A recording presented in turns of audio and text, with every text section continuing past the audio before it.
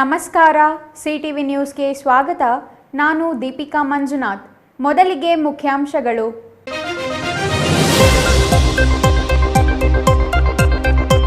ಗುಡಿಬಂಡೆ ತಾಲೂಕಿನ ಹಂಪಸಂದ್ರ ಡಬಲ್ ಮರ್ಡರ್ಗೆ ಹೊಸ ಟ್ವಿಸ್ಟ್. ಕೊಲೆಗೂ ಮುನ್ನ ಸೆಲ್ಫಿ ವಿಡಿಯೋ ಮಾಡಿದ ಆರೋಪಿ ಫೇಸ್ಬುಕ್ನಲ್ಲಿ ಸೆಲ್ಫಿ ವಿಡಿಯೋ ಮಾಡಿ ನೋವು ತೋಡಿಕೊಂಡು ಕೊಲೆ ಮಾಡಿದ ಆರೋಪ. ಅಂಗನವಾಡಿ ಕೇಂದ್ರಗಳ ಸುಧಾರಣೆಗೆ ಮುನ್ನುಡಿ ಬರೆಯುತ್ತಿರುವ ಜಿಲ್ಲಾ ಕಾನೂನು ಸೇವಾ ಪ್ರಾಧಿಕಾರದ ನ್ಯಾಯಾಧೀಶ ಉಮೇಶ್ ಹೆಚ್ಕೆ. ಅಂಗನವಾಡಿಗಳಿಗೆ ಕಟ್ಟಡ ಹಾಗೂ ವಿವಿಧ ಸೌಲಭ್ಯಗಳನ್ನು ಕಲ್ಪಿಸಲು ವರದಿ. ನಂಜನಗೂಡು ಕಸ್ತೂರಿಬಾ ಗಾಂಧಿ ವಸತಿ ನಿಲಯದ ಅವ್ಯವಸ್ಥೆ ಸರಿಪಡಿಸುವವರು ಯಾರು? ದಿನೇ ದಿನೇ ಕ್ಷೀಣಿಸುತ್ತಿರುವ ಹಾಸ್ಟೆಲ್ ಸೇರುವ ವಿದ್ಯಾರ್ಥಿಗಳ ಸಂಖ್ಯೆ, ಜೀವಭಯದಲ್ಲಿಯೇ ವಿದ್ಯಾರ್ಥಿನಿಯರ ವ್ಯಾಸಂಗ. ಕುಡುಕರ ಅನೈತಿಕ ಚಟುವಟಿಕೆಗಳ ತಾಣವಾಗಿರುವ ಚಿತ್ರಾವತಿ ಬ್ಯಾರೇಜ್, ಬಾಗೇಪಲ್ಲಿ ಪಟ್ಟಣಕ್ಕೆ ಕುಡಿಯುವ ನೀರು ಒದಗಿಸುತ್ತಿರುವ ಅಣೆಕಟ್ಟು, ಕುಟುಂಬ ಸಮೇತ ಹೋದರೆ ಕಿರಿಕಿರಿ ತಪ್ಪಿದ್ದಲ್ಲ ಎಂಬ ಸ್ಥಿತಿ. ವಾರ್ತೆಗಳ ವಿವರ. ಕಳೆದ ದಿನವಷ್ಟೇ ಚಿಕ್ಕಬಳ್ಳಾಪುರ ಜಿಲ್ಲೆಯಲ್ಲಿ ದೊಡ್ಡ ಸದ್ದು ಮಾಡಿದ ಡಬಲ್ ಮರ್ಡರ್ ಇಡೀ ಜಿಲ್ಲೆಯನ್ನು ಬೆಚ್ಚಿ ಬೀಳಿಸಿತು. ಘಟನೆ ಬಳಿಕ ಒಬ್ಬೊಬ್ಬರು ಒಂದೊಂದು ಮಾತು ಹೇಳುತ್ತಿದ್ದರು. ಕೊಲೆಗೂ ಮುನ್ನವೇ ವ್ಯಕ್ತಿಯೊಬ್ಬ ಫೇಸ್ಬುಕ್ನಲ್ಲಿ ಲೈವ್ ಬಂದು ಕೊಲೆಗೂ ಮುನ್ನವೇ ತನ್ನ ಸ್ಕೆಚ್ ಬಗ್ಗೆ ಬಾಯಿ ಬಿಟ್ಟಿದ್ದಾನೆ. ಇಷ್ಟಕ್ಕೂ ಈ ಕೊಲೆಗೆ ಕಾರಣವಾದರೂ ಏನು ಅಂತೀರಾ? ಇಲ್ಲಿದೆ ನೋಡಿ.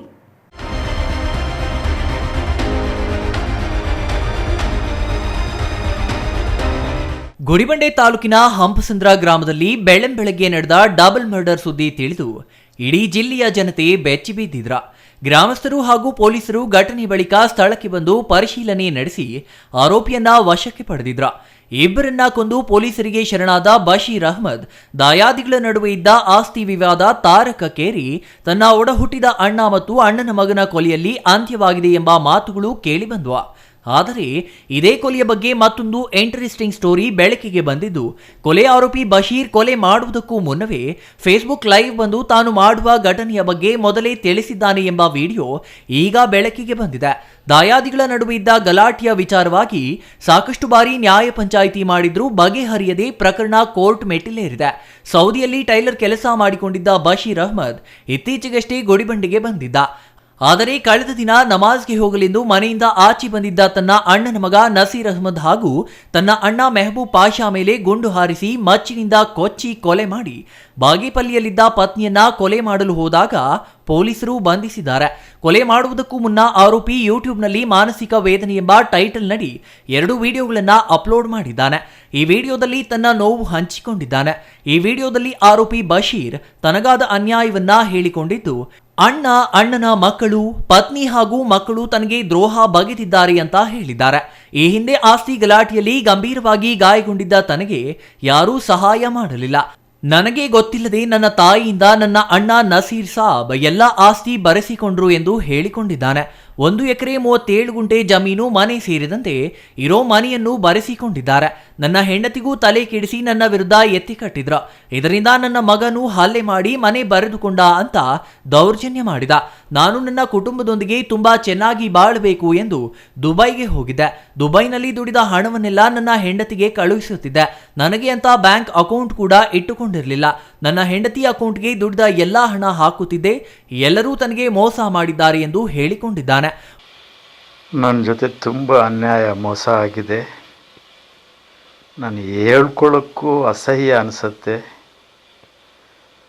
ಏನು ಮಾಡಲಿ, ಇನ್ನು ನನ್ನನ್ನು ಬೈಯೋವರೆಗೆ ನನ್ನ ಮನಸ್ಥಿತಿ ಹೇಗಿದೆ ಅಂತ ಗೊತ್ತಾಗಲಿ ಅಂತ ನಾನು ಈ ಸ್ಪಷ್ಟನೆ ಕೊಟ್ಕೊಳ್ತಾ ಇದ್ದೀನಿ. ನನ್ನ ಜೊತೆ ತುಂಬ ಮೋಸ, ವಂಚನೆ, ದ್ರೋಹ ಎಲ್ಲ ಮಾಡಿಬಿಟ್ಟಿದ್ದಾರೆ. ಬೇರೆ ಯಾರೂ ಇಲ್ಲ, ನನ್ನ ಫ್ಯಾಮಿಲಿ, ನನ್ನವರು ಅಂತ ನನ್ನ ಫ್ಯಾಮಿಲಿ, ಹೆಂಡತಿ, ಮಕ್ಕಳು ಇವರೆಲ್ಲ ನನಗೆ ತುಂಬ ಮೋಚನೆ, ವಂಚನೆ, ತುಂಬ ಹೇಳ್ಕೊಳ್ಳೋಕ್ಕೂ ಮನಸ್ಸಾಗಲ್ಲ. ಅಪವಾದ, ನಿಂದನೆ, ಅದು ಇಷ್ಟು ಅಂತ ಹೇಳ್ಕೊಕ್ಕೆ ಆಗಲ್ಲ ನನ್ನಿಂದ. ಮಗಳು ನನ್ನ ಮೇಲೆ ನಿಂದನೆ ನೋಡಿ, ಹೀಗೆ ಥರ ನಾನು ಹೇಗೆ ಬದುಕಿರಬೇಕು? ಮಗ ಬಂದುಬಿಟ್ಟು ಮನೆ ಬರ್ಕೊಡು ಅಂತ, ಅವನಿಗೆ 28 ವರ್ಷ. ಆವಾಗ ಮನೆ ಬರ್ಕೊಡು ಅಂತ ಹೊಡಿತಾನೆ. 10-20 ಜನ ಕರ್ಕೊಂಬಿದ್ದ ಜೊತೆಯಲ್ಲಿ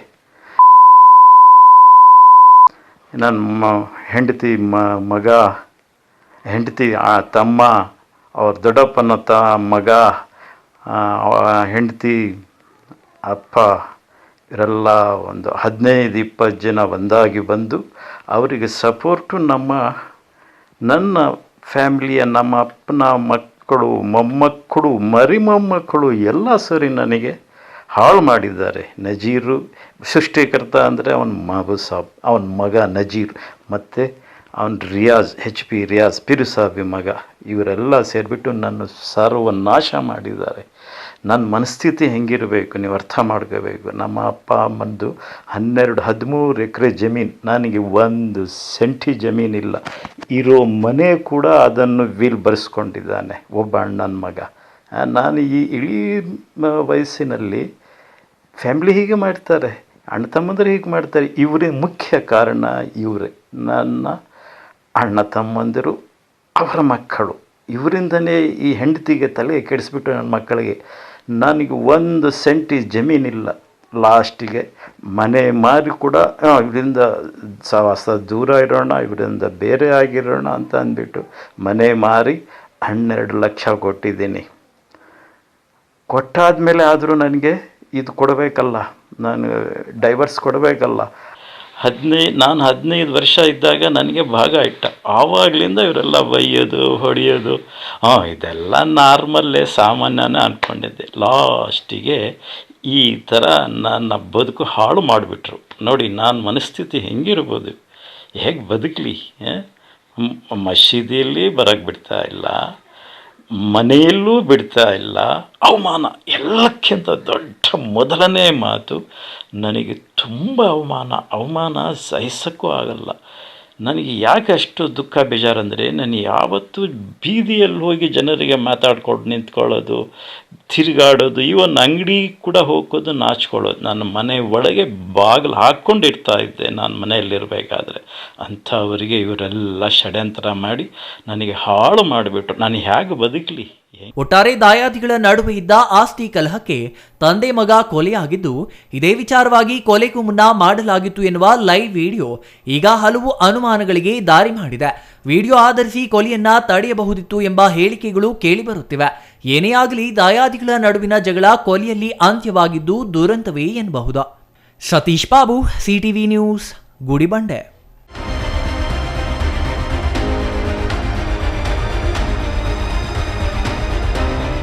ಚಿಕ್ಕಬಳ್ಳಾಪುರ ಜಿಲ್ಲೆಯ ಅಂಗನವಾಡಿಗಳ ಪೈಕಿ 300 ಅಂಗನವಾಡಿಗಳು ಸ್ವಂತ ಕಟ್ಟಡ ಇಲ್ಲದೆ ಬಾಡಿಗೆ ಕಟ್ಟಡದಲ್ಲಿ ನಡೆಯುತ್ತಿರುವ ಬಗ್ಗೆ ಹಿರಿಯ ಸಿವಿಲ್ ನ್ಯಾಯಾಧೀಶ ಹಾಗೂ ಜಿಲ್ಲಾ ಕಾನೂನು ಸೇವಾ ಪ್ರಾಧಿಕಾರದ ಸದಸ್ಯ ಕಾರ್ಯದರ್ಶಿ HK ಉಮೇಶ್ ಬೇಸರ ವ್ಯಕ್ತಪಡಿಸಿದರು. ಅಲ್ಲದೆ ಕೂಡಲೇ ಇದನ್ನು ಸರಿಪಡಿಸಲು ಜಿಲ್ಲಾಡಳಿತ ಗಮನ ಹರಿಸಬೇಕು ಮತ್ತು ಈ ಬಗ್ಗೆ ರಾಜ್ಯ ಕಾನೂನು ಸೇವಾ ಪ್ರಾಧಿಕಾರಕ್ಕೆ ವರದಿ ನೀಡಿರುವುದಾಗಿ ಅವರು ತಿಳಿಸಿದರು.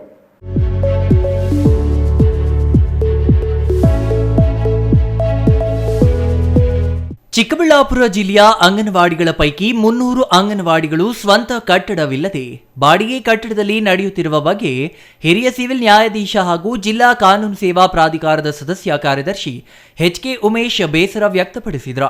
ಅಲ್ಲದೆ ಕೂಡಲೇ ಇದನ್ನು ಸರಿಪಡಿಸಲು ಜಿಲ್ಲಾಡಳಿತ ಗಮನ ಹರಿಸಬೇಕು ಮತ್ತು ಈ ಬಗ್ಗೆ ರಾಜ್ಯ ಕಾನೂನು ಸೇವಾ ಪ್ರಾಧಿಕಾರಕ್ಕೆ ವರದಿ ನೀಡಿರುವುದಾಗಿ ಅವರು ತಿಳಿಸಿದರು. ನಗರದ ಜಿಲ್ಲಾ ನ್ಯಾಯಾಲಯ ಕಾನೂನು ಸೇವಾ ಪ್ರಾಧಿಕಾರದ ಕಚೇರಿಯಲ್ಲಿ ಇಂದು ನಡೆದ ಸುದ್ದಿಗೋಷ್ಠಿಯಲ್ಲಿ ಅವರು ಮಾತನಾಡಿದರು.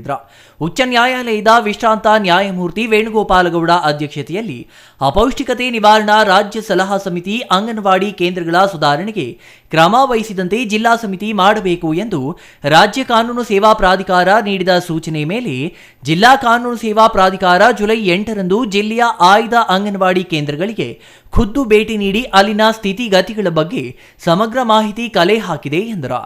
ಜಿಲ್ಲೆಯಲ್ಲಿ 300 ಅಂಗನವಾಡಿ ಕೇಂದ್ರಗಳು ಬಾಡಿಗೆ ಕಟ್ಟಡದಲ್ಲಿ ಕಾರ್ಯನಿರ್ವಹಿಸುತ್ತಿವೆ. ಇಲ್ಲಿ ಈ ಹಿಂದೆ ತರಕಾರಿಯುಕ್ತ ಆಹಾರ ಪದಾರ್ಥಗಳಿಂದ ತಯಾರು ಮಾಡಿದ ಆಹಾರ ನೀಡುತ್ತಿದ್ರು. ಈಗ ಸಿರಿಧಾನ್ಯಗಳಿಂದ ಉಂಡೆ ಅಥವಾ ಉಪ್ಪಿಟ್ಟು ಮಾಡಿ ನೀಡುವ ಕಾರಣ ಹೆಚ್ಚು ಸಂಖ್ಯೆಯ ಮಕ್ಕಳು, ಗರ್ಭಿಣಿ ಬಾಣಂತಿಯರು ಅಂಗನವಾಡಿ ಕೇಂದ್ರಗಳಿಗೆ ಬರುತ್ತಿಲ್ಲ. ಈ ಆಹಾರವನ್ನ ತಿನ್ನಲು ಹಿಂದೇಟು ಹಾಕುತ್ತಿದ್ದಾರೆ ಎಂದು ಸಿಬ್ಬಂದಿ ಹೇಳುತ್ತಿದ್ದಾರೆ. ಚಿಕ್ಕಬಳ್ಳಾಪುರ ತಾಲೂಕಿನಲ್ಲಿ 10 ಅಂಗನವಾಡಿ ಕೇಂದ್ರಗಳಿಗೆ ಭೇಟಿ ನೀಡಿ ವರದಿ ಸಿದ್ಧಪಡಿಸಲಾಗಿದೆ. ಹಿಂದೆ ಅಂಗನವಾಡಿ ಕೇಂದ್ರಗಳಲ್ಲಿ ಅನ್ನದ ಜೊತೆಗೆ ಮೊಳಕೆ ಕಾಳು, ತರಕಾರಿ, ಸಾಂಬಾರು ಮಾಡುತ್ತಿದ್ರು. ಆದರೆ ಈಗ ಪ್ರತಿ ಮಗುವಿಗೆ ತರಕಾರಿ ಖರೀದಿಸಲು 2 ರೂಪಾಯಿ ನೀಡುತ್ತಿದ್ದು, ಇದರಿಂದ ತರಕಾರಿ ಖರೀದಿಯಾಗುತ್ತಿಲ್ಲ ಎಂದು ತಿಳಿದು ಬಂದಿದೆ. ಜಿಲ್ಲೆಯ ಬಹಳಷ್ಟು ಅಂಗನವಾಡಿ ಕೇಂದ್ರಗಳಿಗೆ ಶುದ್ಧ ಕುಡಿಯುವ ನೀರಿನ ಸರಬರಾಜು ಇಲ್ಲ. ಇಲ್ಲಿಗೆ ಬರುವ ಮಕ್ಕಳಿಗೆ ನಲಿ ಕಲಿ ಯೋಜನೆಯಡಿಯಲ್ಲಿ ಬರುವ ಯಾವೊಂದು ಆಟೋಪಕರಣಗಳು ಇಲ್ಲದಿರುವುದು ಕಂಡುಬಂದಿದೆ. ಮೊಟ್ಟೆ ಸರಬರಾಜು ಸ್ಥಗಿತಗೊಂಡಿದೆ. ಅಂಗನವಾಡಿ ಕೇಂದ್ರಗಳಲ್ಲಿ ಖರೀದಿಸುವ ವಸ್ತುಗಳ ರಸೀತಿ ಪುಸ್ತಕ ಬಳಕೆ ಇಲ್ಲದಿರುವುದು ಕಂಡುಬಂದಿದೆ ಎಂದರು. ಜಿಲ್ಲಾ ಕಾನೂನು ಸೇವಾ ಪ್ರಾಧಿಕಾರ ಭೇಟಿ ನೀಡಿದ ಬಹಳಷ್ಟು ಅಂಗನವಾಡಿ ಕೇಂದ್ರಗಳಲ್ಲಿ ಅಂಗನವಾಡಿ ಶಿಕ್ಷಕರು ಅಡುಗೆ ಸಹಾಯಕಿಯರನ್ನ ಕೇಂದ್ರದಲ್ಲಿ ಬಿಟ್ಟು ಹಾಜರಾತಿ ಪುಸ್ತಕದಲ್ಲಿ ಸಹಿ ಮಾಡಿ ಹೊರಗಡೆ ಉಳಿದಿರುವುದು ಕಂಡುಬಂದಿದೆ. ಇದು ಕರ್ತವ್ಯ ಲೋಪದ ಸ್ಪಷ್ಟ ಉಲ್ಲಂಘನೆಯಾಗಿದೆ. 2022ರಿಂದ ಈವರೆಗೆ ಜಿಲ್ಲಾ ಮತ್ತು ತಾಲೂಕು ಮಟ್ಟದ ಅಧಿಕಾರಿಗಳು ಅಂಗನವಾಡಿ ಕೇಂದ್ರಗಳಿಗೆ ಪರಿಶೀಲನೆಗಾಗಿ ತೆರಳಿರುವುದು, ಸಂದರ್ಶನದ ಪುಸ್ತಕದಲ್ಲಿ ಈ ಸಂಬಂಧ ಸಹಿ ಹಾಕಿರುವುದು ನಮ್ಮ ತಂಡ ಭೇಟಿ ನೀಡಿದ ವೇಳೆ ಕಂಡುಬಂದಿಲ್ಲ ಎಂದರು. ಅಂಗನವಾಡಿ ಭೇಟಿಯ ವೇಳೆ ಮಕ್ಕಳ ಪೋಷಕರು ಬಂದು ಹೇಳಿದ ಪ್ರಕಾರ ಈಗ ಅಂಗನವಾಡಿ ಕೇಂದ್ರಗಳಲ್ಲಿ ಕೇವಲ ತರಕಾರಿ ಇಲ್ಲದ ಉಪ್ಪಿಟ್ಟು ಮತ್ತು ಮಿಲೆಟ್ಸ್ ಉಂಡೆ ಮಾತ್ರ ನೀಡುತ್ತಿದ್ದಾರೆ. ಇದಕ್ಕಿಂತಲೂ ಉತ್ತಮ ಆಹಾರವನ್ನ ನಾವು ಮನೆಯಲ್ಲಿ ಮಕ್ಕಳಿಗೆ ನೀಡುತ್ತಿದ್ದೇವೆ. ಇದೇ ಕಾರಣಕ್ಕೆ ಮಕ್ಕಳನ್ನ ಅಂಗನವಾಡಿ ಕೇಂದ್ರಗಳಿಗೆ ಕಳಿಸಲು ಮನಸ್ಸು ಬರುತ್ತಿಲ್ಲ ಎಂದು ದೂರು ನೀಡಿದ್ದಾರೆ. ಈ ಸಂಬಂಧ ವಿಸ್ತೃತ ವರದಿಯನ್ನ ಮುಂದಿನ ಕ್ರಮಕ್ಕಾಗಿ ತಯಾರಿಸಿ ರಾಜ್ಯ ಕಾನೂನು ಸೇವಾ ಪ್ರಾಧಿಕಾರಕ್ಕೆ ನೀಡಿರುವುದಾಗಿ ತಿಳಿಸಿದರು. ಜಿಲ್ಲಾ ಕಾನೂನು ಸೇವಾ ಪ್ರಾಧಿಕಾರ ಕಾಲಕಾಲಕ್ಕೆ ಸಾರ್ವಜನಿಕರಿಂದ ಬಂದ ದೂರುಗಳನ್ನು ಆಧರಿಸಿ ಸ್ಥಳಗಳಿಗೆ ಭೇಟಿ ನೀಡುತ್ತಿದ್ದೇವೆ. ಇತ್ತೀಚೆಗೆ ಮಕ್ಕಳ ಬಾಲಮಂದಿರಕ್ಕೆ ಮೇಲ್ವಿಚಾರಕಿ ವಿದ್ಯಾರ್ಥಿಗಳಿಗೆ ಓದಲು ಬರೆಯಲು ಶಾಲೆಗೆ ಹೋಗಲು ತೊಂದರೆ ಕೊಡುತ್ತಿರುವ ಬಗ್ಗೆ ದೂರು ಬಂದ ಹಿನ್ನೆಲೆ ಭೇಟಿ ನೀಡಿ ಸಮಸ್ಯೆ ಪರಿಹಾರಕ್ಕೆ ಸೂಚನೆ ನೀಡಲಾಗಿದೆ. ಜಿಲ್ಲಾಸ್ಪತ್ರೆ ಹೆರಿಗೆ ವಾರ್ಡಿನ ಸಮಸ್ಯೆ ಆಲಿಸಿ ಪರಿಹಾರ ಕಲ್ಪಿಸುವ ಸೂಚನೆ ನೀಡಲಾಗಿದೆ. ಸಾರ್ವಜನಿಕರು ತಮಗಾಗುವ ಸಮಸ್ಯೆಗಳನ್ನು ಜಿಲ್ಲಾ ಕಾನೂನು ಸೇವಾ ಪ್ರಾಧಿಕಾರಕ್ಕೆ ದೂರು ನೀಡಬಹುದು ಎಂದು ತಿಳಿಸಿದರು. ಇನ್ನು ಈ ವೇಳೆ ಪ್ಯಾನೆಲ್ ವಕೀಲ ಮಂಜುನಾಥ್, ಸೌಜನ್ಯ ಗಾಂಧಿ, ವಂದನಾ, ಆಶಾ ಮತ್ತಿತರರು ಹಾಜರಿದ್ದರು. Praveen, CTV news, Chikkaballapur. ಹರಿದ ಚಾಪೆ, ಗಬ್ಬೆದ್ದು ನಾರುತ್ತಿರುವ ಕೊಳಕು ಹಾಸಿಗೆ, ಅಗಾಧವಾಗಿ ಬೆಳೆದು ನಿಂತಿರುವ ಬೇಲಿ ಪೊದೆಗಳು, ತರಗತಿಗೆ ತೆರಳಿ ಪಾಠ ಪ್ರವಚನ ಮುಗಿಸಿ ವಸತಿ ನಿಲಯದ ಒಳಗೆ ತೆರಳಿದರೆ ಬೆಳಗಾಗುವವರೆಗೂ ಸತತವಾಗಿ ಕಾಡುವ ಭಯ. ಹೆಸರಿಗೆ ಬಾಲಕಿಯರ ವಸತಿ ನಿಲಯ. ದುರಂತವೆಂದರೆ ಇಲ್ಲಿ ಯಾವುದೇ ರಕ್ಷಣೆ ಇಲ್ಲವೇ ಇಲ್ಲ. ಹಾಗಾದರೆ ಈ ವಸತಿ ನಿಲಯ ಇರುವುದು ಎಲ್ಲಿ ಅಂತೀರಾ? ಈ ಸ್ಟೋರಿ ನೋಡಿ.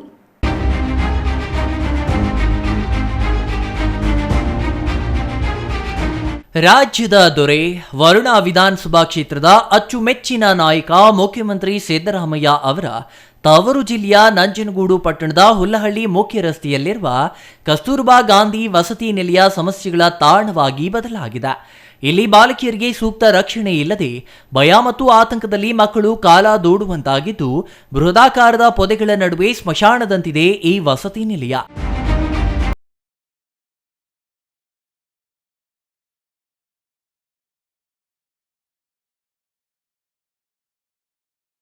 ನಂಜನಗೂಡು ಪಟ್ಟಣದ ತಾಲೂಕು ಕೇಂದ್ರದ ವಸತಿ ನಿಲಯ ಅವ್ಯವಸ್ಥೆಯ ಆಗರವಾಗಿದೆ.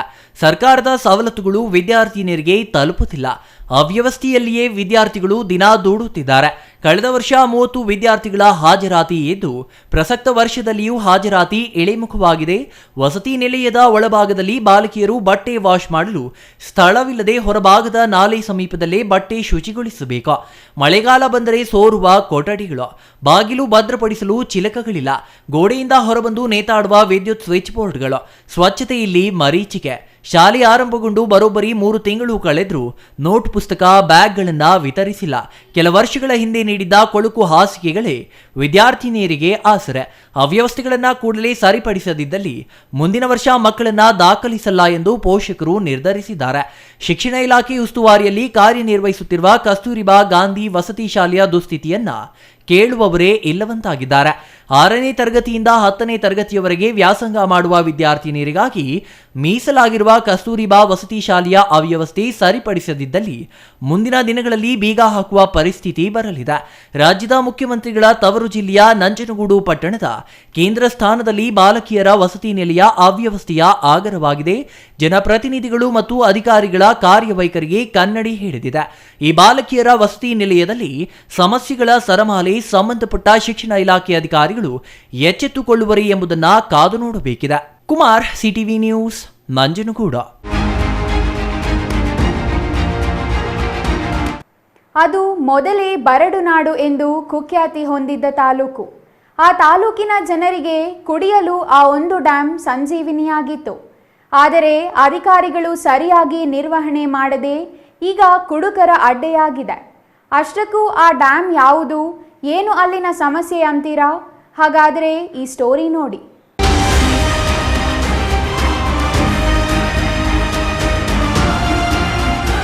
ಹೌದು, ಹೀಗೆ ಎಲ್ಲಿ ನೋಡಿದರೂ ಮದ್ಯದ ಕವರ್ಗಳು, ಬಿಯರ್ ಬಾಟಲಿಗಳು, ಬಂಡೆಯ ಮೇಲೆ ಬಿದ್ದಿರುವ ಗಾಜಿನ ಚೂರುಗಳು, ಡ್ಯಾಮ್ನ ಪಕ್ಕದಲ್ಲೇ ಭೂತ ಬಂಗಲೆ ರೀತಿ ಕಾಣುತ್ತಿರುವ ವಿಶ್ರಾಂತಿ ಗೃಹ, ಈ ಎಲ್ಲ ದೃಶ್ಯಗಳು ಕಂಡುಬಂದಿದ್ದು ಚಿಕ್ಕಬಳ್ಳಾಪುರ ಜಿಲ್ಲೆಯ ಬಾಗೇಪಲ್ಲಿ ತಾಲೂಕಿನಲ್ಲಿ. ಹೌದು, ಮೊದಲೇ ಚಿಕ್ಕಬಳ್ಳಾಪುರ ಜಿಲ್ಲೆ ಬರದ ನಾಡು ಎಂದು ಕುಖ್ಯಾತಿ ಪಡೆದಿತ್ತು. ಬಯಲು ಸೀಮೆಯಲ್ಲಿ ಹುಟ್ಟುವ ಚಿತ್ರಾವತಿ ನದಿಗೆ ಅಡ್ಡಲಾಗಿ ಡ್ಯಾಮ್ ಅನ್ನು ಬಾಗೇಪಲ್ಲಿ ಬಳಿ ನಿರ್ಮಾಣ ಮಾಡಲಾಗಿತ್ತು. ಈ ಡ್ಯಾಮ್ನ ನೀರನ್ನೇ ಈಗಲೂ ಬಾಗೇಪಲ್ಲಿ ತಾಲೂಕಿಗೆ ಕುಡಿಯುವ ನೀರಿಗಾಗಿ ಬಳಕೆ ಮಾಡುತ್ತಿದ್ದಾರೆ.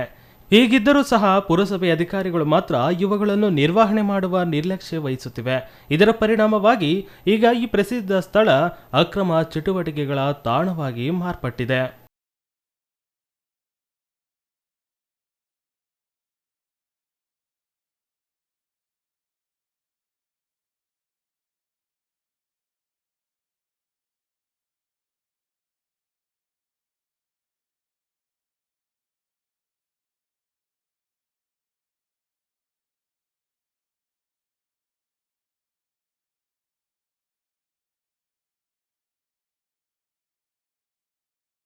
ಚಿತ್ರಾವತಿ ಡ್ಯಾಮ್ನ ಸುತ್ತಮುತ್ತ ಎಲ್ಲಿ ನೋಡಿದರೂ ಮದ್ಯದ ಕವರ್ಗಳು, ಬಿಯರ್ ಬಾಟಲಿಗಳು, ಡ್ಯಾಮ್ನ ಅಕ್ಕಪಕ್ಕ ಇರುವ ಬಂಡೆಕಲ್ಲುಗಳ ಮೇಲೆ ಗಾಜಿನ ಜೂರುಗಳೇ ಕಾಣಿಸುತ್ತವೆ. ಡ್ಯಾಮ್ನ ಬಳಿಗೆ ಬರುವ ಜನರಿಗೆ ಉಪಯೋಗಕ್ಕೆ ಬರಲಿ ಎಂದು ನಿರ್ಮಾಣ ಮಾಡಿರುವ ವಿಶ್ರಾಂತಿ ಗೃಹದಲ್ಲಿ ಪೋಲಿ ಪುಂಡರು ಅಕ್ರಮ ತಾಣಗಳಾಗಿ ಬಳಕೆ ಮಾಡಿಕೊಳ್ಳುತ್ತಿದ್ದಾರೆ. ಮಳೆಗಾಲ ಆರಂಭ ಆಗಿರುವುದರಿಂದ ಡ್ಯಾಮ್ನಲ್ಲಿ ನೀರು ಹೆಚ್ಚಿರುತ್ತವೆ.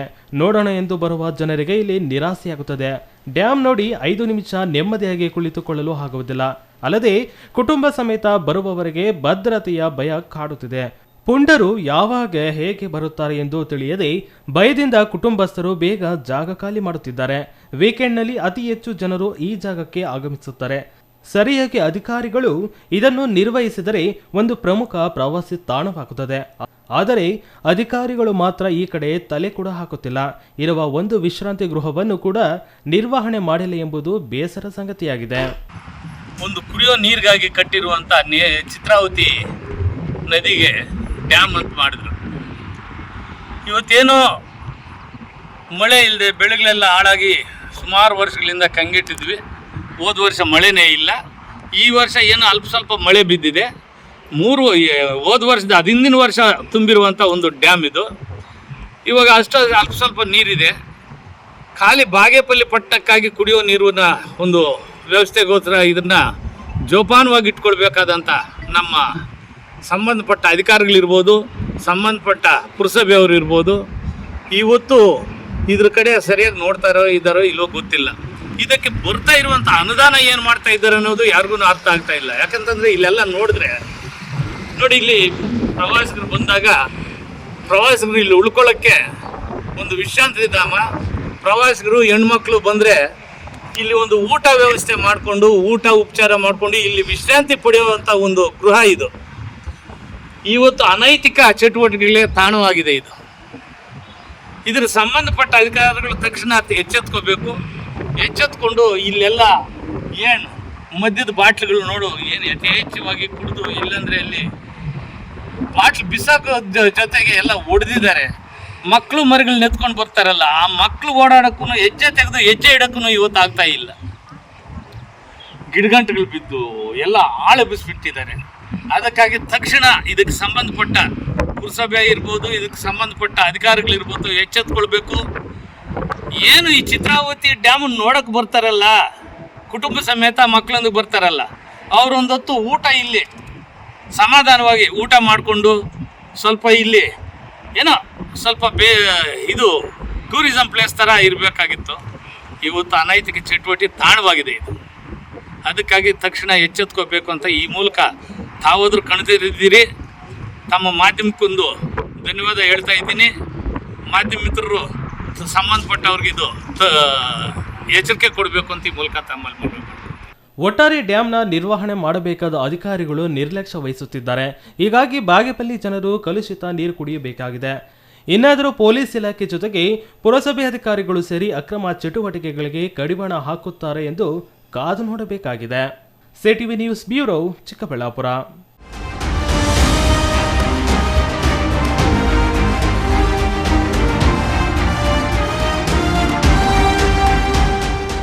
ಚಿಕ್ಕಬಳ್ಳಾಪುರದಲ್ಲಿ ಇತ್ತೀಚಿನ ದಿನಗಳಲ್ಲಿ ಸರಗಳ್ಳರ ಹಾವಳಿ ಹೆಚ್ಚಾಗಿದ್ದು, ಒಂಟಿಯಾಗಿ ಮಹಿಳೆಯರು ಓಡಾಡಲು ಭಯಪಡುವ ಸ್ಥಿತಿ ನಿರ್ಮಾಣವಾಗಿದೆ.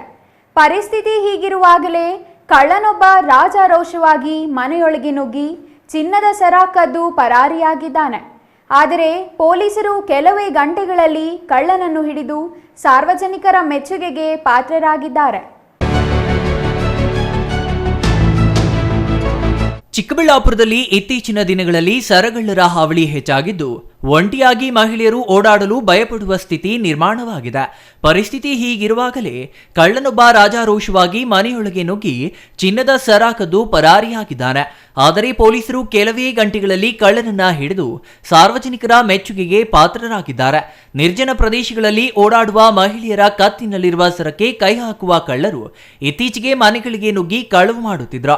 ಈ ಬಾರಿ ಚಿಕ್ಕಬಳ್ಳಾಪುರ ನಗರದ 15ನೇ ವಾರ್ಡಿನ ದಾಳಿಂಬೆ ಬಾಬು ಅವರ ಮನೆಗೆ ನುಗ್ಗಿದ ಕಳ್ಳ ಬಾಬು ಅವರ ತಾಯಿ ರಾಧಮ್ಮ ಅವರ ಕತ್ತಿನಲ್ಲಿದ್ದ ಸುಮಾರು 110 ಗ್ರಾಂ ತೂಕದ ಸರ ಕದ್ದು ಪರಾರಿಯಾಗಿದ್ದಾನೆ. ಹೆಸರು ಅರುಣ್ ಕುಮಾರ್ ಅಂತ, ನಂದಿ ರಸ್ತೆ 15 ವಾರ್ಡ್ ನಂಬರ್ 15 ನಂದಿ ರಸ್ತೆ ದಾಳಂಬ್ರಿಗಳ ಹತ್ರ ನಮ್ಮ ಮನೆ ಇರೋದು. ಬೆಳಿಗ್ಗೆ ಸುಮಾರು 11:20ಕ್ಕೆ ನಮ್ಮ ಮನೆಗೆ ಒಬ್ಬ ಹುಡುಗ ಬಂದು ಗಾಡಿಯಲ್ಲಿ ನಿಲ್ಲಿಸಿ ಮನೆ ಒಳಗೆ ಹೋಗಿ ಗೇಟು ತೆಗೆದು, ನಮ್ಮ ತಾಯಿಯವರು ಒಬ್ಬರೇ ಇರ್ತಾರೆ ಮನೆಯಲ್ಲಿ, ಕೆಳಗೆ ಫಸ್ಟ್ ಗ್ರೌಂಡ್ ಫ್ಲೋರಲ್ಲಿ. ಅವರು ಒಳಗಡೆ ಟಿ ವಿ ನೋಡ್ತಾಯಿದ್ರೆ ಹೋಗಿ ಚೈನು ಕಿತ್ಕೊಂಡು, ಮಂಗಲ ಸರ ಕಿತ್ಕೊಂಡು ಹೊರಟೋಗಿದ್ದೇನೆ ಸರ್. ನಮ್ಮ ತಾಯಿಯವ್ರಿಗೇನು ಮಾಡಿಲ್ಲ ಸರ್. ಒಂದು 80ರಿಂದ 90 ಸರ್. ಅದು ನಮ್ಮ ತಂದೆಯವರು ರೀಸೆಂಟಾಗಿ ತೀರ್ಕೊಂಡಿದ್ರು. ಆ ಫಂಕ್ಷನ್ ಏನಾರ ಬಂದಿರ್ಬೋದು, ತಿಥಿಗೆ ಬಂದಿದ್ದರು. ಬಂದು ನೋಡಿಕೊಂಡು ಯಾರೂ ಇರೋಲ್ಲ ಅಂಥೇಳಿ ನಾವು ಬೆಳಗ್ಗೆನೇ ಹೊರಟ್ಬಿಡ್ತೀವಿ, ಮಾರ್ಕೆಟ್ ಇರುತ್ತೆ. ಅದನ್ನು ನೋಡಿಕೊಂಡು ಅಬ್ಸರ್ವ್ ಮಾಡ್ದಂಗೆ ಇದ್ದಾನೆ. ಬಂದು ಮಾಡೋಕ್ಕೆ ಸ್ವಲ್ಪ ಅವಕಾಶ ಆಗಿದೆ ಅವನಿಗೆ. ಅದರಿಂದ ಈ ಥರ ಘಟನೆ. ಮಾಹಿತಿ ತಿಳಿದ ಕೂಡಲೇ ನಗರ ಪೊಲೀಸ್ ಠಾಣೆ ಪಿಎಸ್ಐ ನಂಜುಂಡಯ್ಯ ಸಿಬ್ಬಂದಿಯೊಂದಿಗೆ ಸಿಸಿಟಿವಿಯಲ್ಲಿ ಕಳ್ಳನ ಚಲನವಲವನ್ನ ಗಮನಿಸಿ ಕಳ್ಳನಿಗಾಗಿ ಬಲೆ ಬೀಸಿದ್ರು. ಆ ಕ್ಷಣದಿಂದ ಕಾರ್ಯಪ್ರವೃತ್ತರಾದ ಪಿಎಸ್ಐ ಕೇವಲ ಕಳ್ಳತನ ನಡೆದ ಕೆಲವೇ ಗಂಟೆಗಳಲ್ಲಿ ಕಳ್ಳನನ್ನ ಹಿಡಿದು ಬದ್ಧತೆ ಮೆರೆದಿದ್ದಾರೆ. ಆರೋಪಿಯನ್ನ ಶಿಡ್ಲಘಟ್ಟ ನಗರದಲ್ಲಿ ಹಿಡಿದು ಚಿನ್ನದ ಸರ ವಶಪಡಿಸಿಕೊಂಡಿದ್ದಾರೆ. ಆರೋಪಿ ಶಿಡ್ಲಘಟ್ಟ ನಗರದ ಜಾಗುಪೇಟೆಯ ವಾಸಿ ವರುಣ್ ಎಂದು ಗುರುತಿಸಲಾಗಿದೆ. ಬಟ್ಟೆ ವ್ಯಾಪಾರ ಮಾಡುತ್ತಿದ್ದ ವರುಣ್ 2-3 ದಿನಗಳ ಹಿಂದೆ ಬಾಬು ಅವರ ಮನೆಯ ಬಳಿ ಬಂದು ಕಳ್ಳತನಕ್ಕೆ ಸ್ಕೆಚ್ ಹಾಕಿದ್ದಾನೆ ಎಂದು ತಿಳಿದು ಬಂದಿದೆ. ಪೊಲೀಸರು ಆರೋಪಿ ತಾನು ಧರಿಸಿದ್ದ ಮಾಸ್ಕ್ನಲ್ಲಿ ಸರ ಬಚ್ಚಿಟ್ಟು ಮಂಚನಬೆಲೆಗೆ ಹೋಗುವ ರಸ್ತೆಯಲ್ಲಿರುವ ಸ್ಮಶಾನದಲ್ಲಿ ಬಚ್ಚಿಟ್ಟಿದ್ದನೆಂದು ತಿಳಿದು ಅಲ್ಲಿಂದ ಸರ ವಶಪಡಿಸಿಕೊಂಡಿದ್ದಾರೆ. ಕೇವಲ ಕೆಲವೇ ಗಂಟೆಗಳಲ್ಲಿ ಕಳ್ಳನ ಜೊತೆಗೆ ಕದ್ದ ಮಾಲು ವಶಪಡಿಸಿಕೊಳ್ಳುವಲ್ಲಿ ಯಶಸ್ವಿಯಾದ ಪೊಲೀಸರ ಕರ್ತವ್ಯ ಪ್ರಜ್ಞೆಗೆ ಸಾರ್ವಜನಿಕ ವಲಯದಲ್ಲಿ ಮೆಚ್ಚುಗೆ ವ್ಯಕ್ತವಾಗಿದೆ. ಸರ ಕಳುವಾದ ಕೆಲವೇ ಗಂಟೆಗಳಲ್ಲಿ ಸರ ವಾಪಸ್ ಹುಡುಕಿಕೊಟ್ಟ ಪೊಲೀಸರಿಗೆ ರಾಧಮ್ಮ ಧನ್ಯವಾದ ತಿಳಿಸಿದ್ದಾರೆ. ಈ ಘಟನೆ ಒಂಟಿಯಾಗಿ ಓಡಾಡುವ ಮಹಿಳೆಯರ ರಕ್ಷಣೆ ವಿಚಾರದಲ್ಲಿ ಭೀತಿ ವ್ಯಕ್ತವಾಗುತ್ತಿದೆ. ಸಾರ್ವಜನಿಕರು ಇಂತಹ ಕಳ್ಳತನಗಳಿಂದ ಕಾಪಾಡಿಕೊಳ್ಳಲು ಎಚ್ಚರಿಕೆಯಿಂದ ಇರಬೇಕೆಂದು ಪೊಲೀಸ್ ಇಲಾಖೆ ಮನವಿ ಮಾಡಿದೆ. Praveen, CTV news, Chikkaballapur. ಇದೀಗ ಚಿಕ್ಕದೊಂದು ವಿರಾಮದ ನಂತರ ಸಿಟಿವಿ ನ್ಯೂಸ್ ಮುಂದುವರಿಯಲಿದೆ.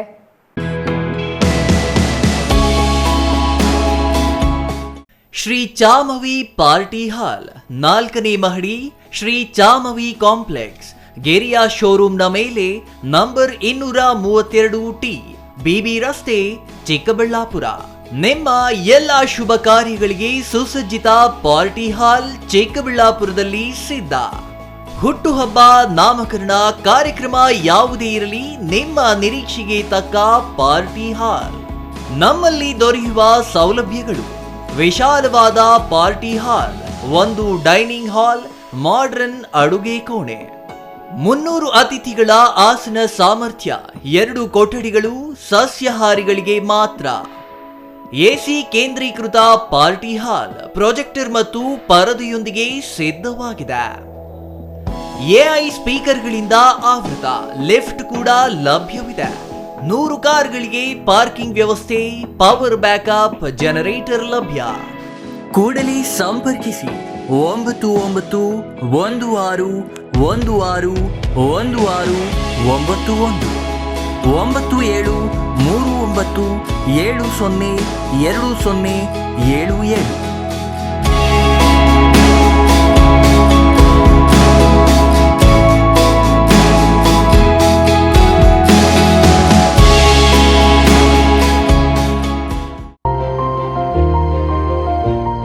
Jain mission hospital, Jain mission ಟ್ರಸ್ಟ್ನ ಲಾಭರಹಿತ ಉಪಕ್ರಮ, ಬಿಬಿ ರಸ್ತೆ, ಚಿಕ್ಕಬಳ್ಳಾಪುರ.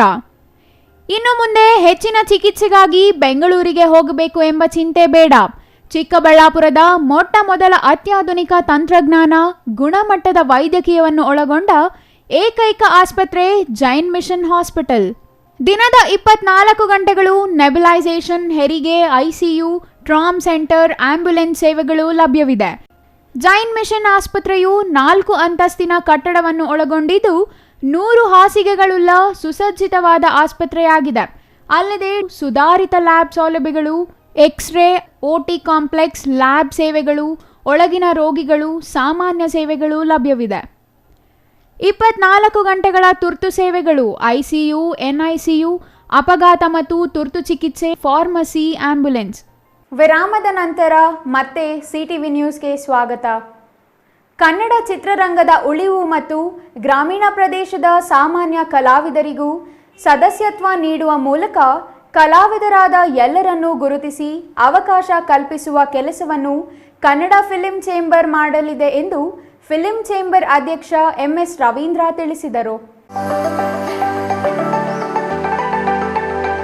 ಕನ್ನಡ ಚಿತ್ರರಂಗದ ಉಳಿವು ಮತ್ತು ಗ್ರಾಮೀಣ ಪ್ರದೇಶದ ಸಾಮಾನ್ಯ ಕಲಾವಿದರಿಗೂ ಸದಸ್ಯತ್ವ ನೀಡುವ ಮೂಲಕ ಕಲಾವಿದರಾದ ಎಲ್ಲರನ್ನೂ ಗುರುತಿಸಿ ಅವಕಾಶ ಕಲ್ಪಿಸುವ ಕೆಲಸವನ್ನ ಕನ್ನಡ ಫಿಲ್ಮ್ ಚೇಂಬರ್ ಮಾಡಲಿದೆ ಎಂದು ಫಿಲ್ಮ್ ಚೇಂಬರ್ ಅಧ್ಯಕ್ಷ ಎಂಎಸ್ ರವೀಂದ್ರ ಹೇಳಿದರು. ಚಿಕ್ಕಬಳ್ಳಾಪುರದ ಪತ್ರಕರ್ತರ ಭವನದಲ್ಲಿ ಇಂದು ನಡೆದ ಸುದ್ದಿಗೋಷ್ಠಿಯಲ್ಲಿ ಹೊಸದಾಗಿ ಪ್ರಾರಂಭವಾಗಿರುವ ಫಿಲ್ಮ್ ಚೇಂಬರ್ ಪೋಸ್ಟರ್ ಬಿಡುಗಡೆ ಮಾಡಿ ಮಾತನಾಡಿ, ಗ್ರಾಮೀಣ ಕಲಾವಿದರಿಗೆ, ತಂತ್ರಜ್ಞರಿಗೆ ಈಗಿನ ಚಲನಚಿತ್ರ ವಾಣಿಜ್ಯ ಮಂಡಳಿಯಲ್ಲಿ ಸದಸ್ಯತ್ವ ನೀಡುತ್ತಿಲ್ಲ. ಹಾಗಾಗಿ ಕಡಿಮೆ ಬೆಲೆಯಲ್ಲಿ ಎಲ್ಲರಿಗೂ ಸದಸ್ಯತ್ವ ನೀಡುವುದೇ ಫಿಲ್ಮ್ ಚೇಂಬರ್ ಗುರಿ ಎಂದರು. ಪ್ರತಿಯೊಬ್ಬ ಕಲಾವಿದನಿಗೂ ಸುಲಭವಾಗಿ ಸದಸ್ಯತ್ವ ನೀಡುವುದೇ ಚೇಂಬರ್ ಉದ್ದೇಶವಾಗಿದೆ. ಅಷ್ಟೇ ಅಲ್ಲ, ಸದಸ್ಯತ್ವ ನೀಡಿ ಅವಕಾಶ ಕಲ್ಪಿಸಲಾಗುವುದು. ವೈದ್ಯಕೀಯ ಚೇಂಬರ್ ಸದಸ್ಯರಿಗೆ ಚಿಕಿತ್ಸೆಗೆ ವಿಮೆ ಮಾಡಿಸಿ 50,000 ಧನ ಸಹಾಯ ಮಾಡಲಾಗುವುದು. ಸಾಧಕರಿಗೆ ಕಲಾ ಸೇವಾರತ್ನ, ಶಿಕ್ಷಣ ಸೇವಾರತ್ನ ಪ್ರಶಸ್ತಿ ನೀಡಲು ನಿರ್ಧರಿಸಲಾಗಿದ್ದು, ಜುಲೈ 30ಕ್ಕೆ ಬೆಂಗಳೂರಿನ ರವೀಂದ್ರ ಕಲಾಕ್ಷೇತ್ರದಲ್ಲಿ ಕಾರ್ಯಕ್ರಮ ಆಯೋಜಿಸಲಾಗಿದೆ ಎಂದರು. ಈಗಿನ ಚಲನಚಿತ್ರ ವಾಣಿಜ್ಯ ಮಂಡಳಿ ಪದಾಧಿಕಾರಿಗಳು ಗೋವಾಗೆ ಹೋಗಿ ಮಜಾ ಮಾಡುತ್ತಿದ್ದಾರೆ. ಅಷ್ಟೇ ಅಲ್ಲ, ರೇಣುಕಾಸ್ವಾಮಿಗೆ 5 ಲಕ್ಷ ರೂಪಾಯಿ ಪರಿಹಾರವನ್ನ ಮಂಡಳಿಯಿಂದ ನೀಡಿದ್ದಾರೆ. ಇವರು ಯಾವ ಮಾನದಂಡದಲ್ಲಿ ರೇಣುಕಾಸ್ವಾಮಿಗೆ ಪರಿಹಾರ ನೀಡಿದ್ದಾರೆ ಎಂದು ಪ್ರಶ್ನಿಸಿದ ಅವರು, ರೇಣುಕಾಸ್ವಾಮಿ ಅವರಿಗೆ ಪರಿಹಾರ ನೀಡಿರುವುದು ತಪ್ಪಲ್ಲ, ಆದರೆ ಅವರ ಸ್ವಂತ ಹಣದಲ್ಲಿ ಪರಿಹಾರ ನೀಡಬೇಕಿತ್ತು. ಅದನ್ನ ಬಿಟ್ಟು ಚಲನಚಿತ್ರ ವಾಣಿಜ್ಯ ಮಂಡಳಿಯಿಂದ ಪರಿಹಾರ ನೀಡುವ ಅಗತ್ಯವೇನಿತ್ತು ಎಂದರು.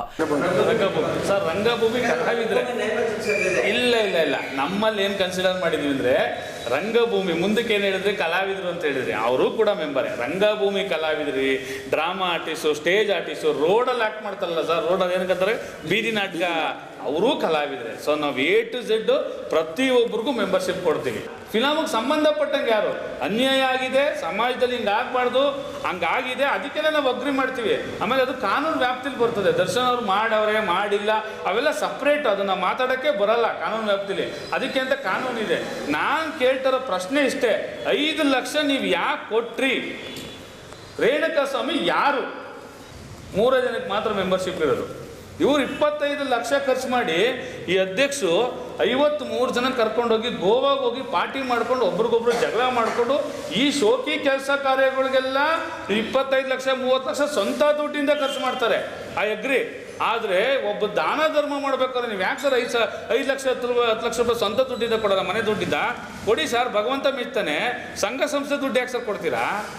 ನಮ್ಗೇನಾಗದೆ, ಚಿತ್ರರಂಗದಲ್ಲಿ ಹೆಂಗದೆ, ಕಲಾವಿದ ದುಡ್ದಿಲ್ವಾ? ನಿರ್ದೇಶಕ ಬೇಡವಾ? ಕ್ಯಾಮ್ರಾಮನ್ ಬೇಡವಾ? ಮೇಕಪ್ ಮ್ಯಾನ್ ಬೇಡವಾ? ಮೀಡಿಯಾದವ್ರು ಬೇಡವಾ? ನೀವೆಲ್ಲರಿಗೂ ಪ್ರಜಾಪ್ರಭುತ್ವದಲ್ಲಿ ಮೆಂಬರ್ಶಿಪ್ ಕೊಡಿ. ನೀವು ಯಾಕೆ ಒಂದು 3 ವಿಂಗ್ ಮಾತ್ರ ಬಯಲ ಮಾಡ್ಕೊಂಡಿದ್ದೀರಾ? ಸಿನಿಮಾ ರಂಗಕ್ಕೆ ಅವರೆಲ್ಲ ದುಡ್ದಿದ್ದಾರೆ ಸರ್. ಒಂದು ಫೌಂಡೇಶನ್ ಥರ ನೀವು ಮೀಡಿಯಾ ಯೂಸ್ ಮಾಡ್ಕೋತೀರಾ, ಮೀಡಿಯಾ ಫ್ರೆಂಡ್ಸ್ನ. ಆದರೆ ಮೆಂಬರ್ಶಿಪ್ ಕೊಡಲ್ಲ. ಕಲಾವಿದರು ನಿಮ್ಗೆ ಆ್ಯಕ್ಟ್ ಮಾಡೋಕ್ಕೆ ಬೇಕು, ಮೆಂಬರ್ಶಿಪ್ ಕೊಡಲ್ಲ. ನಿರ್ದೇಶಕರು ಆ್ಯಕ್ಷನ್ ಕಟ್ಟಿ ಹೇಳಕ್ಕೆ ಬೇಕು, ಮೆಂಬರ್ಶಿಪ್ ಕೊಡಲ್ಲ. ಒಂದು ಮಾತೃ ಸಂಸ್ಥೆ ಅಂದರೆ ಏನು? What is the meaning of ಮಾತೃ ಸಂಸ್ಥೆ? ಫಿಲಮ್ ಚೇಂಬರ್ ಅಂದರೆ ಸಿನಿಮಾಗೆ ಶ್ರಮ ಪಡುವಂಥ ಪ್ರತಿಯೊಬ್ಬರಿಗೂ ನೀವು ಮೆಂಬರ್ಶಿಪ್ ಕೊಡಬೇಕು. ಅದೇ ಮಾತೃ ಸಂಸ್ಥೆ ಅಂದರೆ. ಫಿಲಂ ಚೇಂಬರ್ ಉಪಾಧ್ಯಕ್ಷ ಪ್ರಹ್ಲಾದ್ ಮಾತನಾಡಿ, ಕನ್ನಡ ಚಿತ್ರರಂಗವನ್ನ ಬಲಪಡಿಸಲು ಕರ್ನಾಟಕ ಫಿಲಂ ಚೇಂಬರ್ KFC ಆರಂಭಿಸಿದ್ದಾರೆ. ಫಿಲಂ ಚೇಂಬರ್ ಮೂಲಕ ಪ್ರತಿ ಕಲಾವಿದನಿಗೆ ಅನುಕೂಲವಾಗಲಿದೆ. ಕನ್ನಡ ಚಿತ್ರರಂಗ ಬಲಪಡಿಸುವುದೇ ಚೇಂಬರ್ ಉದ್ದೇಶವಾಗಿದೆ ಎಂದರು. ಚೇಂಬರ್ ಪ್ರಧಾನ ಕಾರ್ಯದರ್ಶಿ ನರಸಿಂಹಯ್ಯ ಮಾತನಾಡಿ, ರಾಜ್ಯದ 31 ಜಿಲ್ಲೆಗಳಲ್ಲಿಯೂ ಫಿಲಂ ಚೇಂಬರ್ ಪೋಸ್ಟರ್ ಬಿಡುಗಡೆ ಕಾರ್ಯಕ್ರಮ ಮಾಡಲಾಗುತ್ತಿದೆ. ಈಗಾಗಲೇ 15 ಜಿಲ್ಲೆಗಳಲ್ಲಿ ಪೂರ್ಣಗೊಂಡಿದೆ ಎಂದರು. ಇನ್ನು ಸುದ್ದಿಗೋಷ್ಠಿಯಲ್ಲಿ ಕಾರ್ಯಕಾರಿ ಸಮಿತಿ ಸದಸ್ಯರಾದ ಆಂಜಿನಪ್ಪ, ಹೇಮಲತಾ, ಶಿವು ಸೇರಿದಂತೆ ಇನ್ನೂ ಹಲವರು ಹಾಜರಿದ್ದರು. Praveen, CTV news, Chikkaballapur. 6 ವರ್ಷದ ಅಪ್ರಾಪ್ತ ಬಾಲಕಿ ಮೇಲೆ ಲೈಂಗಿಕ ದೌರ್ಜನ್ಯ ಎಸಗಿ ಅತ್ಯಾಚಾರ ನಡೆಸಿದ್ದ ಆರೋಪಿಗೆ ಕಠಿಣ ಜೀವಾವಧಿ ಶಿಕ್ಷೆ ಮತ್ತು 50,000 ದಂಡ ವಿಧಿಸಿ ಅಪರ ಜಿಲ್ಲಾ ಸತ್ರ ಹಾಗೂ ವಿಶೇಷ ನ್ಯಾಯಾಲಯ ಶಿಕ್ಷೆ ವಿಧಿಸಿದೆ.